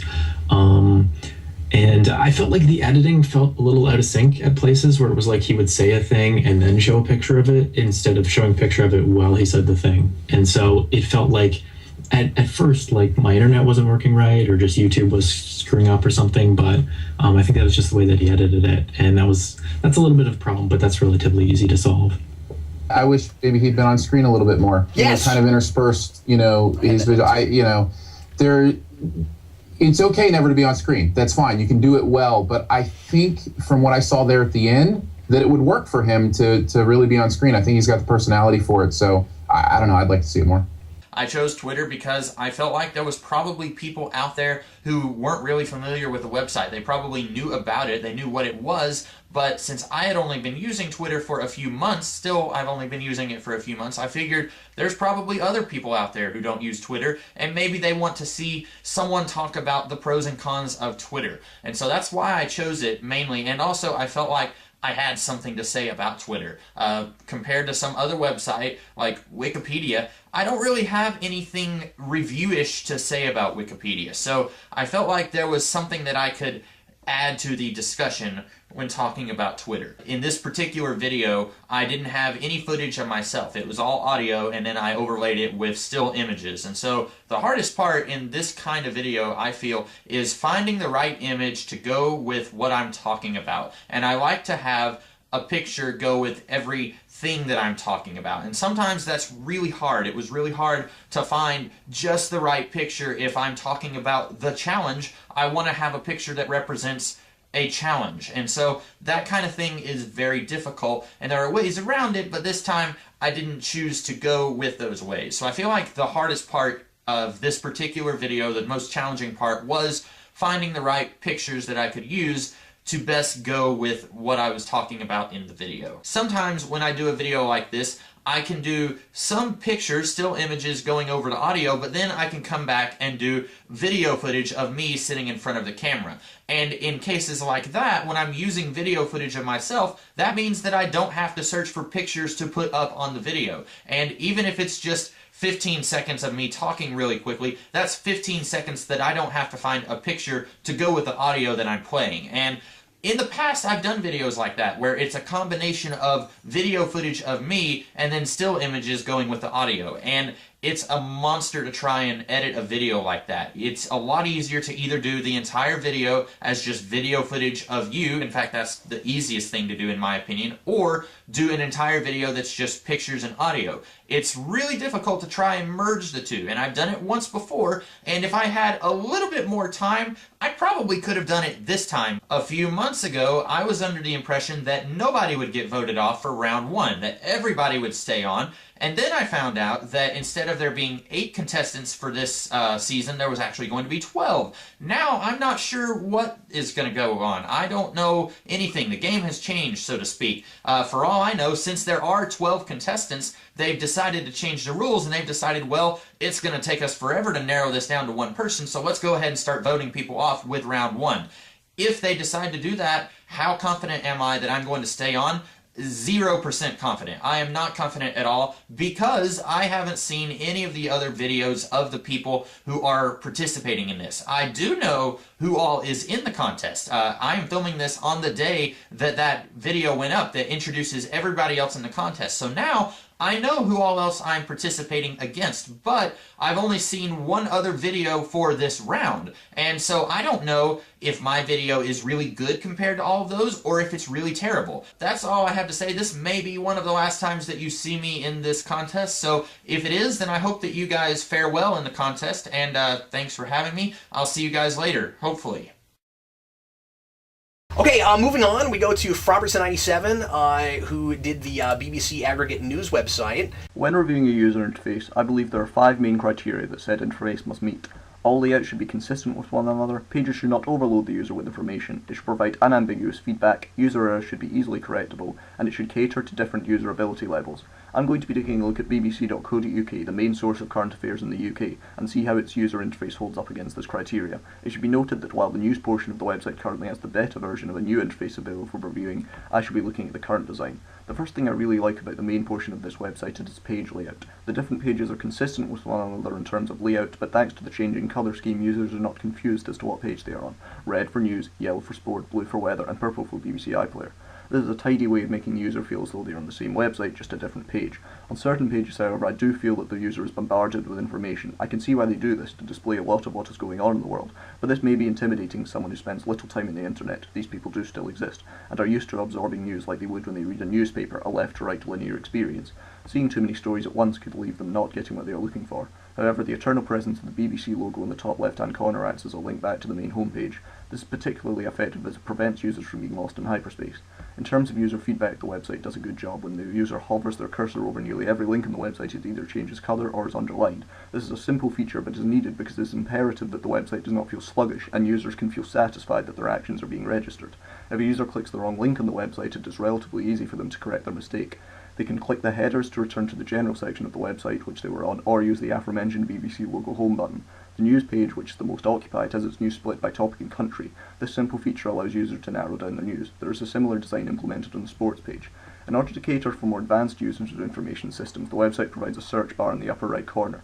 This allows those who know what they are looking for to speed up their journey to the article they require. The search bar works well for the most part and includes a filter to allow one to only see results in, say, radio. Since navigation is made so simple and easy, I would like to see a bit more for expert users so that they can get around a bit more quickly. For example, implemented keyboard shortcuts. Everyone is given the ability to share articles over email, Facebook and Twitter, which is common amongst websites, but for good reason, as it makes informing your friends about articles a lot more convenient. Users are given the option to create an account which lets them have privileges such as commenting articles. This is fine, but there is no huge advantage to it, although only your email address is needed to register, so it's not particularly time consuming. Overall, the BBC website is a strong one, and for what it wants to achieve, it succeeds. While I believe there is too much information on the screen at one time on occasion, I do think it abides the criteria for a good website. The pages have the right amount of consistency, errors are relatively easy to reverse, good feedback is provided, and all abilities are catered for. Given how much traffic this website gets, I can safely say that the majority of these people would be satisfied with their experience on this website. Given how extensive it is, I'm thoroughly impressed at how the whole thing comes together as one cohesive piece and does not turn into a complicated mess like some other large websites. This is a really well-written blog, and I think would be just fine as a blog, and the audio-video component is not necessary enough to the review, and is like monotone enough that it loses me and wouldn't if I were just reading it. I think the writing is great. I think the delivery leaves a lot to be desired. I think the pacing was a little bit too fast and done in that monotone delivery. I had to watch the video a couple of times, actually, because I would find myself kind of losing interest while watching it. I do want to say, as a plus, I think he lays out the website very well. Yeah. The images are nice and clear and concise. I do enjoy the little subtle Doomsmiths joke, by the way. And that did make a big problem for me. It somehow managed to be both incredibly monotone and way too quickly paced at the same time. That's unusual. The those things don't normally go together, which made it so weird. But let me reiterate once again, the content's good. I mean, there's nothing wrong with the content. It's one of the best reviews this week as a review, but the problem is that entertainment factor is important. I think it's possible he had so much content that the pacing was to cram it all into the video. And yeah, I've seen other people do that in the past seasons. You and I have probably seen that a few times. Sure. Of people doing their best to get everything in. And it gets to this point where it's just such a quick pace. You kind of find yourself, losing interest because it's so quick and becomes a sound rather than a speech. He moves on before you have time to process what it is he just said. I don't think this was any faster paced than the last one, than MrGoodPlot. I think it just feels that way because of the delivery. Whereas if you want to go that fast, you really need to differentiate your tone so the audience can follow what you're saying. If you just do it all one note, then it makes it so much more difficult to pick up on individual words and points and beats. Good statement of purpose right up front. Obviously, I'm a stickler for that. I really like that. I know why we're here, and also what his criteria is up front. It's a little bit college paper, but I write like that too. I like that. All you have to do is put in, you get a little wittier, make your conversation, make everything a little bit more conversational. That becomes the difference. Part of the difference, I think, between a video and a blog, although blogs should be somewhat conversational too, arguably, depending on what we're talking about. Don't want to necessarily beat the dead horse of the pacing and the speed, although I do want to say I completely 100% disagree with Fusion. I think it was absolutely faster than MrGoodPlot. Yeah, I do too. Video. I think if you counted the words, I think there's, he was zooming through that thing. So much so, it wasn't just that I didn't have time to process. I didn't have time to hear some of that stuff. It just goes by so fast. Having said that, I wanted to play off of what you said, Cap, about setting it up at the beginning. One of the things that stood out to me in this first round is there was a distinct, in my mind, lack of that beginning, middle, end structure that I think can work really well for reviews. There were some that did it well. This one did the beginning well.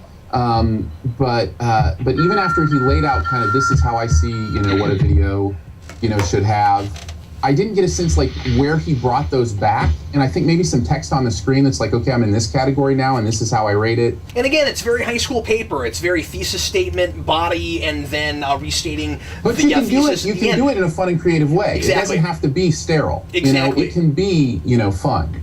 I selected bbc.co.uk to review because it's just a website I use a lot and felt it would be the most appropriate for me to talk about. I also felt that it had a lot of interesting design features that I would want to talk about and see if they worked. Most challenging part of the review was definitely the time limit. I really struggled to keep under the time limit, and a lot of stuff needed to be left on the cutting room floor. I'll probably release a director's cut of my review just because there's so much that I unfortunately had to leave out. What I enjoyed most about the challenge was probably just looking at something that I'd never reviewed before and thinking about how I was going to review it, because obviously I'm not used to reviewing websites, and so it was interesting to how my reviewing style would adapt for a different medium. If I had more time, I would just leave in a lot more of the ideas that I talked about in my original review, which was about 10 minutes long, and I would go into more in-depth on the ideas that I did express in this review, because obviously I had to glance over a couple of things just because I didn't have enough time to take a look at everything as in-depth as I would have liked. I'm not too confident I'll be safe from elimination this round. I definitely don't see myself getting top banana. All the other website reviews are really good, so I have no idea whether I'll be safe from elimination, honestly. I guess it's up to the judges' opinions at the end of the day. Alright, now we go on to Squatch Gang, who reviewed StarWars.com. StarWars.com, here we go.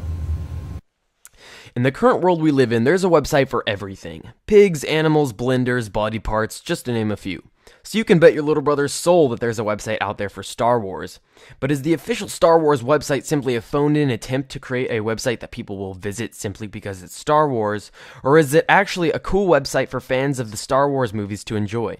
Well, I have to say, I found the official Star Wars website to actually be pretty neat. Now I'd like to begin by saying that this is the official Star Wars website, so you can expect that from a functional standpoint, this website feels well made. It's organized, and everything works like it should. But what makes this website worth a fan's time is all of the cool features a huge Star Wars fan will really appreciate. For instance, if you click on the Events tab, the site will pull up a page that keeps you up to date on when and where there are Star Wars events that you can attend, like Star Wars Celebration, Star Wars Weekend at Disney, Jar Jar's LARPing in the park, and much more. There's also a news page where you can find general news about Star Wars, as well as pages listing the movies, TV shows, games, and Sand People apparel. But moreover, my favorite two tabs are the Community and Databank tabs. It's a really easy way of finding other people who are giant Star Wars fans too. Like, look here, we got the Star Wars Prequel Appreciation Society. How cool. Wait, people actually like the prequels? I bet I know who created this website. And finally, the Databank tab is where you can find information about literally every character, vehicle, organization, location, species, droid, or technology that has ever been in a Star Wars movie or TV show. Look, you can read about characters like Even Peel, Gungi, Yaddle, and even everyone's favorite, King Manchucho? What? Wow, look at how much stuff there is to read about Darth Vader. It's hilarious to compare that to the single paragraph of information we have about Jar Jar Binks. It describes Jar Jar as clumsy and well-meaning. Guess they forgot to put that he's also the most obnoxious and idiotic character in cinematic history. Anyway, I find the Databank page really cool because you're able to read about all the different people, places, and things in Star Wars. And who doesn't want to read more about Star Wars? To conclude this review, I'll say this. If you're not a massive Star Wars fan, then this website probably won't have much for you. But that's not a problem, because this website is for people whose bedrooms look like this. As a huge fan of Star Wars myself, I appreciate how easy this website makes it to keep up to date with all things Star Wars, as well as how easy it makes it to find other Star Wars fan sites out there. It's hard to really give negative criticism of a website like this because it's aesthetically pleasing, functions like it should, and has a ton of features that its target audience will enjoy. If I had to give any negative criticisms of this website, it would be that there's just so much on it that sometimes it may feel pretty cluttered and overwhelming. But after a few minutes, you should be able to easily find whatever it is you're looking for. The official Star Wars website gets 5 squatches out of 6. This was one of my favorites this week. I thought this was really well done. I actually recently stumbled across the StarWars.com website. I mean, I visited in the past before, but it's the first time I'd seen it in years, and I was really surprised by the big design overhaul. And it really does look great. It was well edited. The jokes are funny. I really like his kind of, sick sense of humor there at the start. I did feel like kind of towards the end of the second time he was talking about sort of the prequel related stuff and expanded universe stuff with the data bank, he kind of he lost some focus there and kind of went more for the joke when he should have just moved on. And I mean, we all know that the prequels are an abomination and a crime against humanity. You don't need to keep pointing it out. But overall, I thought this was great. And the line that he has in there of, who does want to learn more about Star Wars or something to that effect, that line cracks me up every time. You just let that stuff, let the audience have the joke. You point out Jar Jar's there, that's enough. Yeah. They get the joke at that point. You don't have to use phrases like, the most abomination creature in the history. That oversells it. You don't need to oversell it. I think as he's going through this video, he would be so perfect in some of these jokes on screen. Like his facial expressions, when I've seen him on screen, he doesn't show up on screen, and that really bothered me with him because I think he would sell a lot of that stuff even better if he showed up. What he said about his review about the website, I could actually just echo that about this review. It's very professional and clean, and it looks great. I like the humor for the most part. I mean, maybe you've oversold the prequel jokes, but you could never make fun of the billions of characters in Star Wars. That was funny. Oh, you can never make fun of that too much for me. Because it's ridiculous. Like, here's this character in the corner, and somebody has written a whole profile of who that is. It's like, okay, great. He's a teddy bear with an offensive accent. So, okay, we get to find out a character about him. You know, he gets a lot done in 3 minutes, and it feels complete, and yet when he starts getting into specific jokes with, like, the Yadel thing and all of that, I kept thinking, boy, he could probably write a really funny, more thorough, like 10 or 15 minute review of this. Like, if it became more about like just being critical and like telling you what he thought about the website, but also just going, look at this bizarre thing I found. I love stuff like that. And I think if he's going to give a rating at the end, he should show us a visual representation of that rating. Yep, I had that. But otherwise, I don't really have many complaints. I selected it because, being a Star Wars fan myself, I know exactly what I would want in a Star Wars website, and so I was kind of able to, put myself in the shoes of, like, your average Star Wars fan and, like, what would they want. So I think that made it a really fitting website for me to review. The most challenging part of this review was probably making sure that my personal bias and, like, love for Star Wars didn't seep into the review and affect, like, how I viewed the website. I wanted to make sure that I kept it pretty objective and, didn't really just let my personal bias affect what I thought of the website. I don't know if there's much that I would do differently. I liked what I did. I think that it's pretty good, and I don't think there's much that I would change. Maybe a few tweaks here or there in the editing or something like that. I don't know if I see myself getting top banana, but I do think that what I did was good enough to get me to the next round. I do think of that. It's possible I could get top banana, but I'm not counting on it. But I definitely think that it's good enough to get me at least to the next round. Alright, now we move on to ThatMattKid who reviewed Kill Screen. Video games are maturing as a medium. Well, according to Kill Screen. No, not that kind of kill screen, guys. What? No, that's not even a kill screen. Really? Okay, give me that. There we go. Killscreendaily.com. Killscreen was founded in 2009 by Jameen Warren, a former Wall Street Journal reporter. Now, for a while, this site kind of flew under my radar, like some sort of metaphorical stealth bomber with a payload of gaming news, reviews, and articles, but with a twist.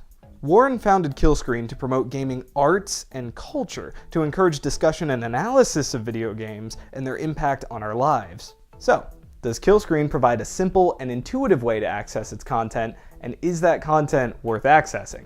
For starters, look at it. Polished, simple. Navigation here is a breeze. The black and white really lets the articles pop out and everything feels professional. And those large, oh so clickable rectangles aren't just there to look pretty. They actually allow the site to be more easily navigated on smartphones and tablets. It's not all cohesive though. Using the site's search bar actually takes you to a custom Google search. Now this works, but getting taken out like this is a shame because of how lovely the site is. Well, so far, Killscreen has impressed, but can the content match the context? What really sets Killscreen apart from other gaming sites is the caliber of the writing and the subject matter. Some of these reviews are downright poetic. Warren wanted this site to be a truly introspective look at why we game, and holy crap, did he succeed. Even the articles I didn't agree with still gave me a moment of, huh, I hadn't thought of it like that.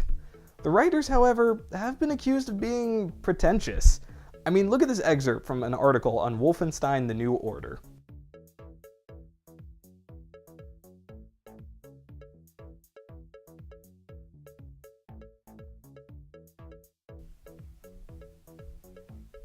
I had to Google stuff to understand that. And he liked that game. I am scared to look at a negative review on this site. And, this isn't a problem exactly. After all, being artsy and mature is part of the point of the site. But I could see how it might drive away potential readers. One of my favorite features on this site is the playlist. Pick a platform, pick a length, hit shuffle, and be greeted by a list of games to play.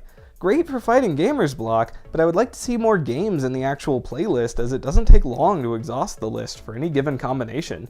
So if you love gaming, and you're looking for a new perspective on the industry, look no further. In spite of a couple issues, Killscreen definitely delivers on its promise to combine culture and gaming into something unique, interesting, and just the right amount of pretentious. I'm ThatMattKid, and I'll see you around. I gotta say, I was very impressed by this video. It was easily the most professional and polished video I had seen since Aaron, frankly. I want to. Lance and Alex are like, shut up, Manos. No, I was gonna say the exact same thing, and he beat you to it. I was gonna say that exact same thing. I love that. Did you write that in your notes, Justin, for you? Since Aaron Dicer, Justin Christel. Yes, it says it right here. Oh, that's amazing! Wow. Well, let's not be immature about it. Anyway. Yeah. Let's see. But yeah, this video looks like it's professionally produced by, like, I don't know, BuzzFeed or some channel or something. Like, it's very, very well made. It explains the site very well. It also does a good job of reviewing the site about its positives and negatives.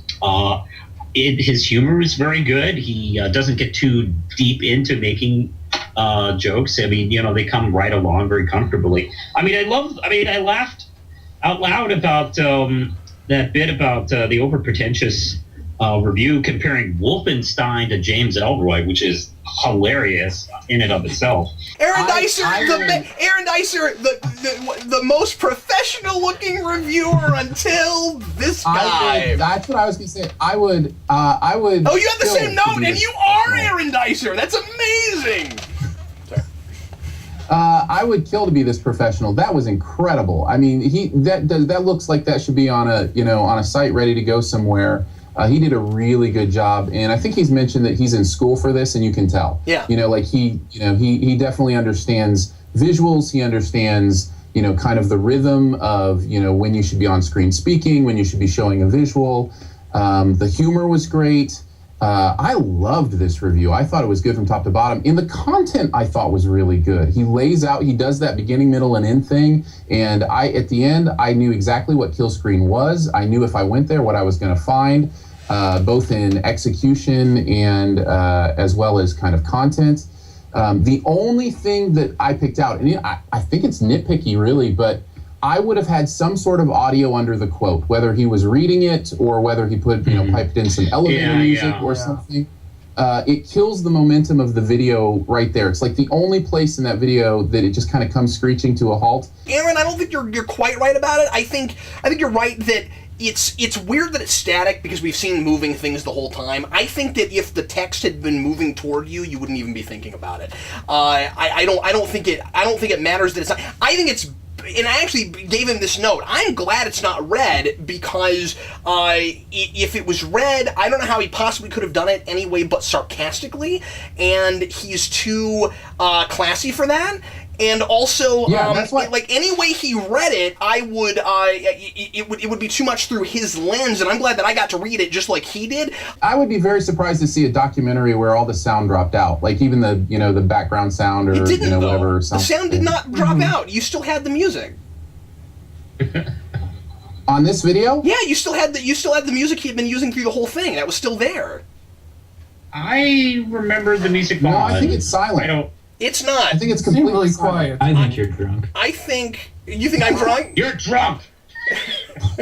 Really? That's gonna. Really? It's that game. I'm drunk. Enough. Okay. All right. No, I'm gonna show you this. I think it's a testament. Subtle, but it's still there. It's the same volume. It's been the entire video. It's still there. Let me show you again. You're sober. Yeah, it's quiet, but it's still there. Okay. And again, same volume it was. Here's the thing. The whole video. This is a testament to how good this video is. Yeah. That we're hung up on this. You know what I'm saying? No, you're hung up on this. I'm telling you, you're wrong. You found the one thing you didn't like. I'm telling you, you're wrong about it. I'm not in love with the lighting on his face. And like it's what's really funny is I'm kind of reviewing some of this to somewhat of a different standard just because it's so professional that like some of the not as professional stuff really jumps out at me. The audio's kind of airy, and the lighting on his face is kind of dark. I don't think I would have noticed it except the rest of the video was really professional. he's not coming off as real comfortable on camera. He looks like maybe he was a little bit tired when he shot it. It's hard to tell. I think and again, I think I noticed. I think I picked up on that, or that's bugging me a little bit, just because I can tell that it's memorized and rehearsed. He might even be looking at text on a teleprompter. So I don't think he is. I think he's just memorized it. But whatever he's doing. Usually when you see somebody reading from something, they're smiling more than he is, and I'm just so used to that with news anchors that it seemed like half uncomfortable. This is something that I think I saw in one other video we haven't gone over yet, but I like that he included references to mobile devices on this, because that is like the wave of the future, and most of the videos didn't cover that aspect, and I thought that was cool that he specifically did tablets and phones. I thought that was really cool.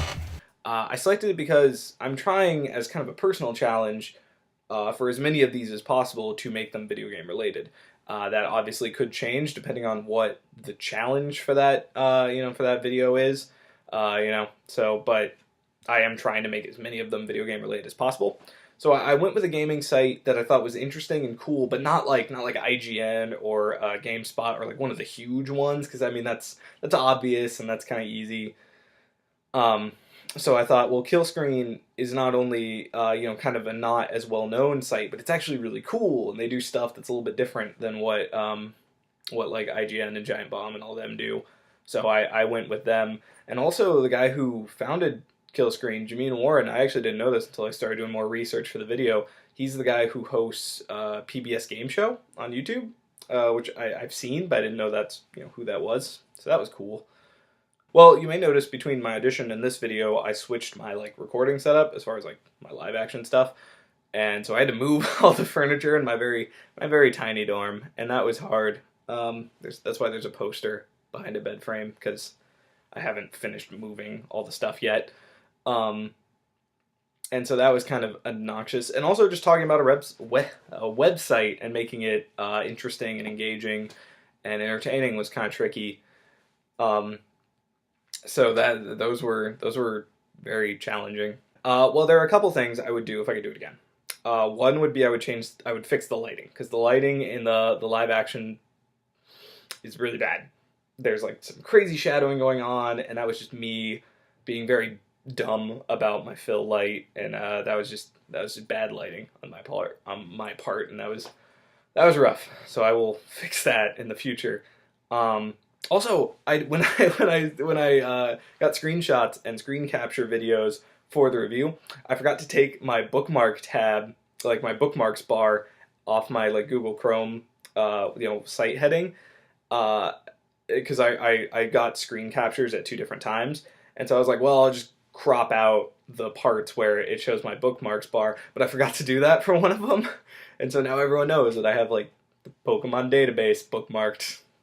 So yeah, I would maybe fix that. And also, I would make my Ken Burns effects a little bit more. Ken Burns is when you have a single image and you're moving over it. That's called a Ken Burns effect. I would make that a little bit more. I would make them transition into each other a little bit more smoothly. Because right now it's just kind of this one's going this way, now this one's going this way, and there's kind of no rhyme or reason to it. So I would fix that. And I'm still unsure about the music. I put some music in there, but it's pretty darn quiet. So maybe, I'm not sure if that ended up working or not. I still am unsure about the music. And also, same with capturing footage on the tablet. I might have gotten a screen capture program instead of just, but I kind of wanted to show, navigating the site with, my finger and stuff, so those were all calls I made that I'm still kind of shaky on. I'm fairly confident. I think it turned out pretty well, some technical issues aside. I think it was engaging enough.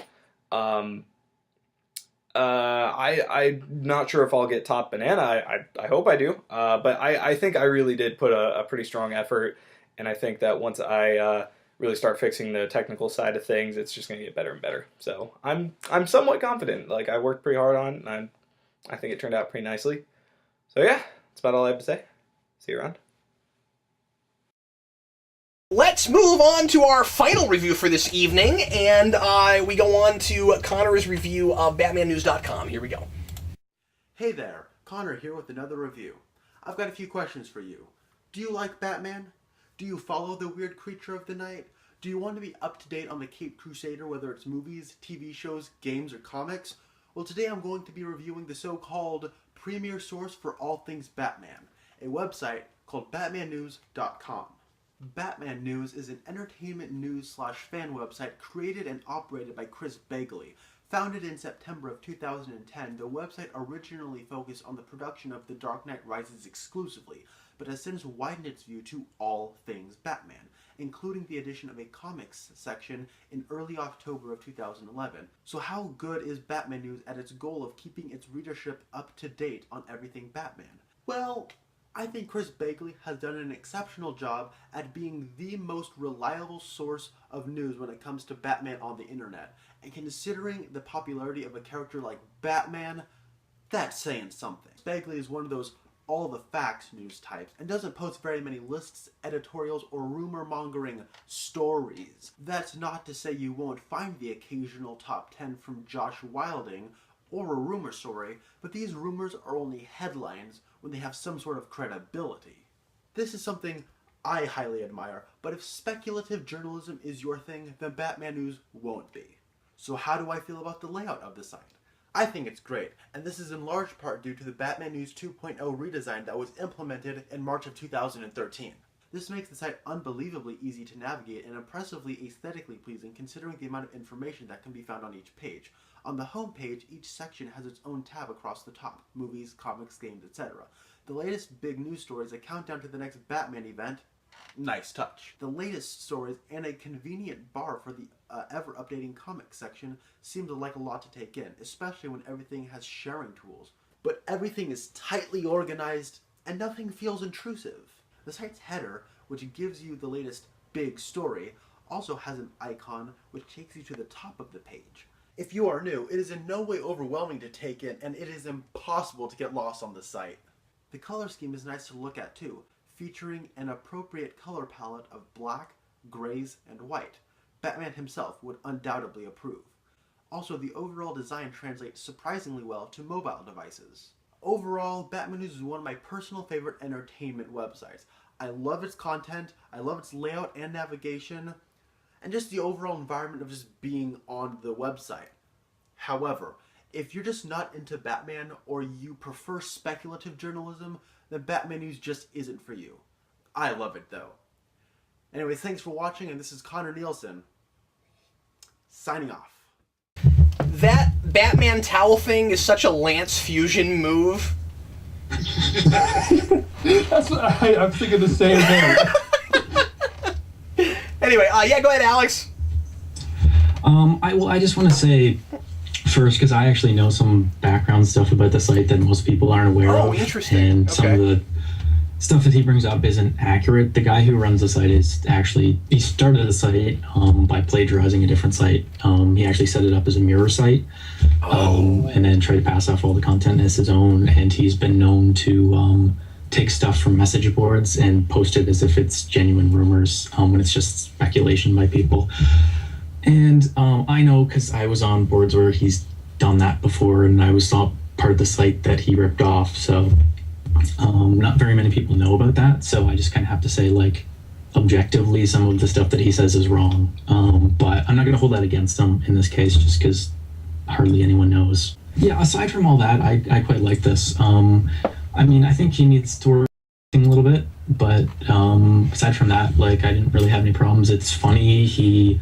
It's well organized. I liked how he, gave us all sorts of information about when the site was founded and why it was founded. And so, aside from that stuff, I think this is otherwise a really good review. So it did kind of make me laugh. Like, well, if you don't like Batman, this might not be for you. It's like, well, yeah, no kidding. I mean, that was kind of like a similar line in the Star Wars review. It's like, yeah. Well, if you enjoy seeing babies punched in the face, this website's awesome for you. If you want to see body parts, you should go to the body part website. If you're into dismemberment, this site's awesome. So yeah, I thought the humor was right. I thought the use of clips combined with the shots of the site to kind of lay out the website. Yeah, I had never heard of this, what you say, Batman. before, so it was nice to kind of get a little information on. Is it just one, or is it like bat and min? Is there a species? It was really good. I'd like to go to the site and find out more about it. But no, this was again a really well done review, very well structured. I thought the content was good. My only issue with this one were technical issues, and maybe you guys didn't have the same ones. I had trouble hearing it. I thought the volume was really low on this. And the lighting was a little bit low too. Those two technical things bothered me a little bit. But other than that, I love Connor. I think he's great on screen. I thought his mix of on-screen and images was good. Connor clearly has limited technical resources right now, and you can tell by his editing prowess that as soon as he doesn't have that anymore, he will be just fine. I think he's going to be a force to be reckoned with, moving right along. He's right up there with ThatMattKid for me. He's right up there this week with MrGoodPlot for me. I was really impressed by the amount of visual material he was using, and clearly took a lot of time to put this together. One thing this is very subtle that I was impressed with is that instead of going to Google Image Search and showing Batman stuff outside of the website, he went to Batman stuff he had in his own place in order to, I think, if I'm not reading too far into it, not confuse us as to where the pictures came from. Because we're looking at a website, we're looking at stuff on on a screen and in a computer, and then he goes, okay, if I'm going to show other Batman stuff, I'm just going to show things I have already, and he never shows anything that's not from that website, that's actually on a screen. I thought that was really smart. The only big criticism that I picked up on, I thought it was kind of jarring when he would cut from the still images he had of the website to his sort of handheld camera thing where he was recording his computer screen, and that was just because it was so shaky. Like his stills were, you know, expertly computer panned, from left to right. Then it would cut to the camera and be like, and just having, investing in like a miniature tripod, is not really expensive. We're just stacking it on some books just so it wouldn't be, quite so, we're in an earthquake right now kind of thing. I haven't seen cutaway black and white gags that good since Mr. Fusion, so that was good stuff. Man, so is this going to be a trend this season where like we match up Fusion with Connor, and we match up ThatMattKid with Aaron Dicer? Was it with Aaron Dicer, and then who is most like Alex right now? Who's doing like the I guess Comics Kid, because he's got like the jump a lot kind of thing going on, and then Manos, it's the I think it's the second Mr. Jack. Goodplot. MrGoodPlot, yeah, but also like the second Jack, because he's off the cuff and all that. Hey there, Connor here. Whoops. Video's over. I reviewed BatmanNews.com, and I chose to review BatmanNews.com because I've been with it since October 27th of 2010. That was when the names of the villains and the title for The Dark Knight Rises were announced. And I've actually been a regular visitor ever since. And I figured why not review it? It's something I have enjoyed over the years, and why not share it with some other people who might not be aware of it? So I reviewed it for those reasons. The most challenging part of this review was websites are so out of my wheelhouse. I've never seen a website review before, and I didn't look up a website review in preparation. What I did was I put everything together, and I thought, what goes into a website? There's navigation, there's layout, there's aesthetic value, there's the content itself, etc. So I did it based off of those merits. But yeah, the most challenging aspect was definitely it being a website review. So unfamiliar with that. But also a 3-minute limit. I'm a very long-winded person, and the 3-minute limit, I think, was a bit of a handicap it was a bit difficult for me because I had to talk faster and I had to edit my video tighter. and I feel that diminished the quality a little bit. Some of the visual jokes didn't work as well because of the speed. And what I enjoyed the most about this was I did in fact have fun doing this. I enjoyed constructing it, making it entertaining, because, I mean, website reviews could be boring.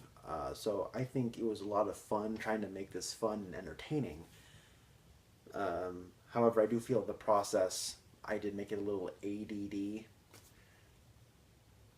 If I had more time, or if I could change something about this review, I would probably choose a different review, because in the comment section I was informed by Superhero Enthusiast that there was controversy surrounding my video, or at least the website, and especially the creator, Chris Bagley.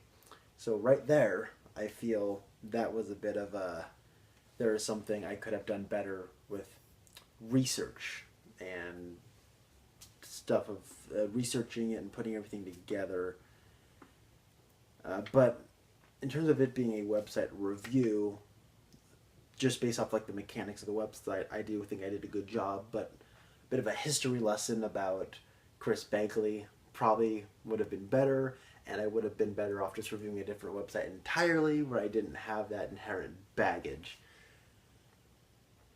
But how confident am I that I'll be safe from elimination this round, and do I think I'm going to be top banana? Well, I can tell you I don't think I will be top banana, and I don't think I'm going to get voted out, because I do think it's an entertaining review. I do think it has quality to it, and I do think I state my manner in an intelligent and well put together way. But I don't think I'm going to get top banana because of the inherent baggage, and I also think that the speed of the review can be a bit frantic at times. So that's how I would probably give my video a 6 out of 10. I thought it was okay. Let's go ahead and move on to Top Banana, and I want to begin, and let me mention, of course, for the contestants and the viewers, that the way Top Banana works is this is simply us voting on who our favorite, who had their best review this week, and who we're kind of looking at as the front runner right now. This is kind of for everybody's information, but does not affect the contest in that this person does not get immunity or anything like that. Once again, immunity is given only by viewer Top Banana and cannot be given to the same person twice in a row, or the same people in the case of Travis and Kaiti. Let's begin with we should start with a newbie. So let's start with Alex. Alex, who would you like to vote for viewer? I'm sorry, for Top Banana, for judges Top Banana. This thing, Top Banana. I'm gonna have to give it to ThatMattKid. I thought his review was phenomenal this week. I almost don't feel qualified to judge it, so. Wow. Definitely well done. High praise indeed. My goodness. Okay, Aaron Dicer. ThatMattKid. Okay, that's 2 for ThatMattKid. Lance. I thought ThatMattKid was awesome too, but I'm going to go with MrGoodPlot, because he really surprised me with just how comprehensive and hilarious it was. Manos. MrGoodPlot. And I can't believe I'm doing this, and this was my vote in the first place, but yeah, I'm also going with MrGoodPlot. He just surprised the crap out of me. Yeah, the most professional review I saw this week was absolutely ThatMattKid, but the one that was both pretty professional and surprisingly so, and also really super entertaining, but was still a pretty decent review, was MrGoodPlot. And like I said, this is going to sound horrible to say, when he was selected for the contest, I expected him to go pretty early, and he just blew me the heck away. Was super impressed with it. So anyway, so this week Top Banana goes to MrGoodPlot, and now we move on to what would usually be the vote off, but this time we're not going to vote anybody off. We want to give everybody another chance to show us what they can do, and we're going to be reviewing a 12 again next time. I know, it's insane, 12 again. But what I do want to do right now is find out where we are in who looks like they're at the bottom of the totem pole right now. And I'm going to go around and have you guys pick who you would have voted off if we were going to vote off this week. And let's put Travis and Katie back in the running on that because we're not actually voting anybody off. So not thinking about immunity, and Travis and Katie will still have immunity next time. And that's, I guess, the big reveal is that there will be 2 people with immunity next time. 2 of the 12 will have immunity from both of the viewer top bananas. So whoever the viewers pick this week will have immunity along with Travis and Katie. I want to start with Manos. And Manos, tell me who you thought had the weakest review this week and who you would have voted off if there was a vote off and if there was no viewer top banana. Unfortunately, I would have picked Jack Does Things and Stuff. I think out of a really strong opening week, I think he had unfortunately the weakest video. I'll go ahead and go Manos. That's my pick as well. And Robertson is a little close, but his content is really, really, really good. I think. Yeah. I think the first Jack had the roughest video. Go ahead, Alex. I could agree with you guys as well. The first Jack. Aaron Dicer.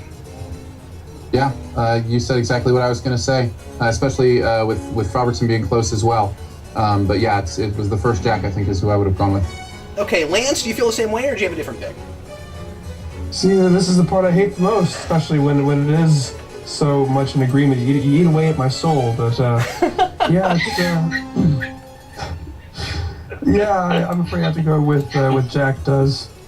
This is a somber moment. I'm sorry, I didn't mean to ruin this. I had to go with also Jack Does Things and Stuff. Well, see, this is why This is why we're doing this on a week where we're not actually voting anybody off, because Lance can practice, so that he can get used to the idea again, kind of ease him back into it. So we are unanimous on Jack Does Things and Stuff, and that is very good information for Jack to have, because obviously he's gonna have to really step his game up next time, and he's kind of on the chopping block right now, at least with this first review. Now, obviously, everything can change next time. He could totally blow us away and make us lose our minds, and he's got the ammo to do that now. And just like with what just happened with MrGoodPlot, I was not expecting anything from him, and there's every possibility that he comes back and is one of the best videos next time. I hope that happens. We deliver our criticisms with the utmost respect. Thanks very much for being in the contest. For everybody's doing their best, and the toughest part about this is not just voting people off, but saying the hard, heavy hitting stuff. But it's got to be done to help everybody get better. And if I were in the contest, I would want Aaron Dicer to be one of the judges. So anyway, thanks for watching. We sure appreciate it. And we're gonna go ahead and get going now. Finally, this was Superhero Enthusiast. So long. Aaron Dicer. That's me. Lance Fusion. Oh, my soul is dying. And the real Manos. Yeah, buddy! Well, there you have it, folks. We're moving everybody on to the next round. It's going to be another 12 videos next time. And I am very excited to see how everybody does in the arbitrary criteria round. That's right, we're bringing it back. This time it's not going to be things like the color red and a monkey. It's going to be a whole brand new set of bizarre, strange criteria, different things that we're asking each of the reviewers to put in just another 3-minute video. We're allowing them to review anything they want to, so they're getting that kind of freedom, but we're tying their hands a little bit with some very, very strange requests, and it's going to be really exciting to see how creatively they manage to embed those things. I want to thank everybody so much for watching, and be sure to vote in the viewer top banana poll and make sure that whoever your favorite reviewer is, that you get a say in whether or not they get immunity for next time. We definitely are going to be voting off at least one person next time, so look forward to seeing what happens with the contest and who manages to stick it out and who we unfortunately end up having to eject. Thanks again for watching. I'm Captain Logan, and I'll see you again next time.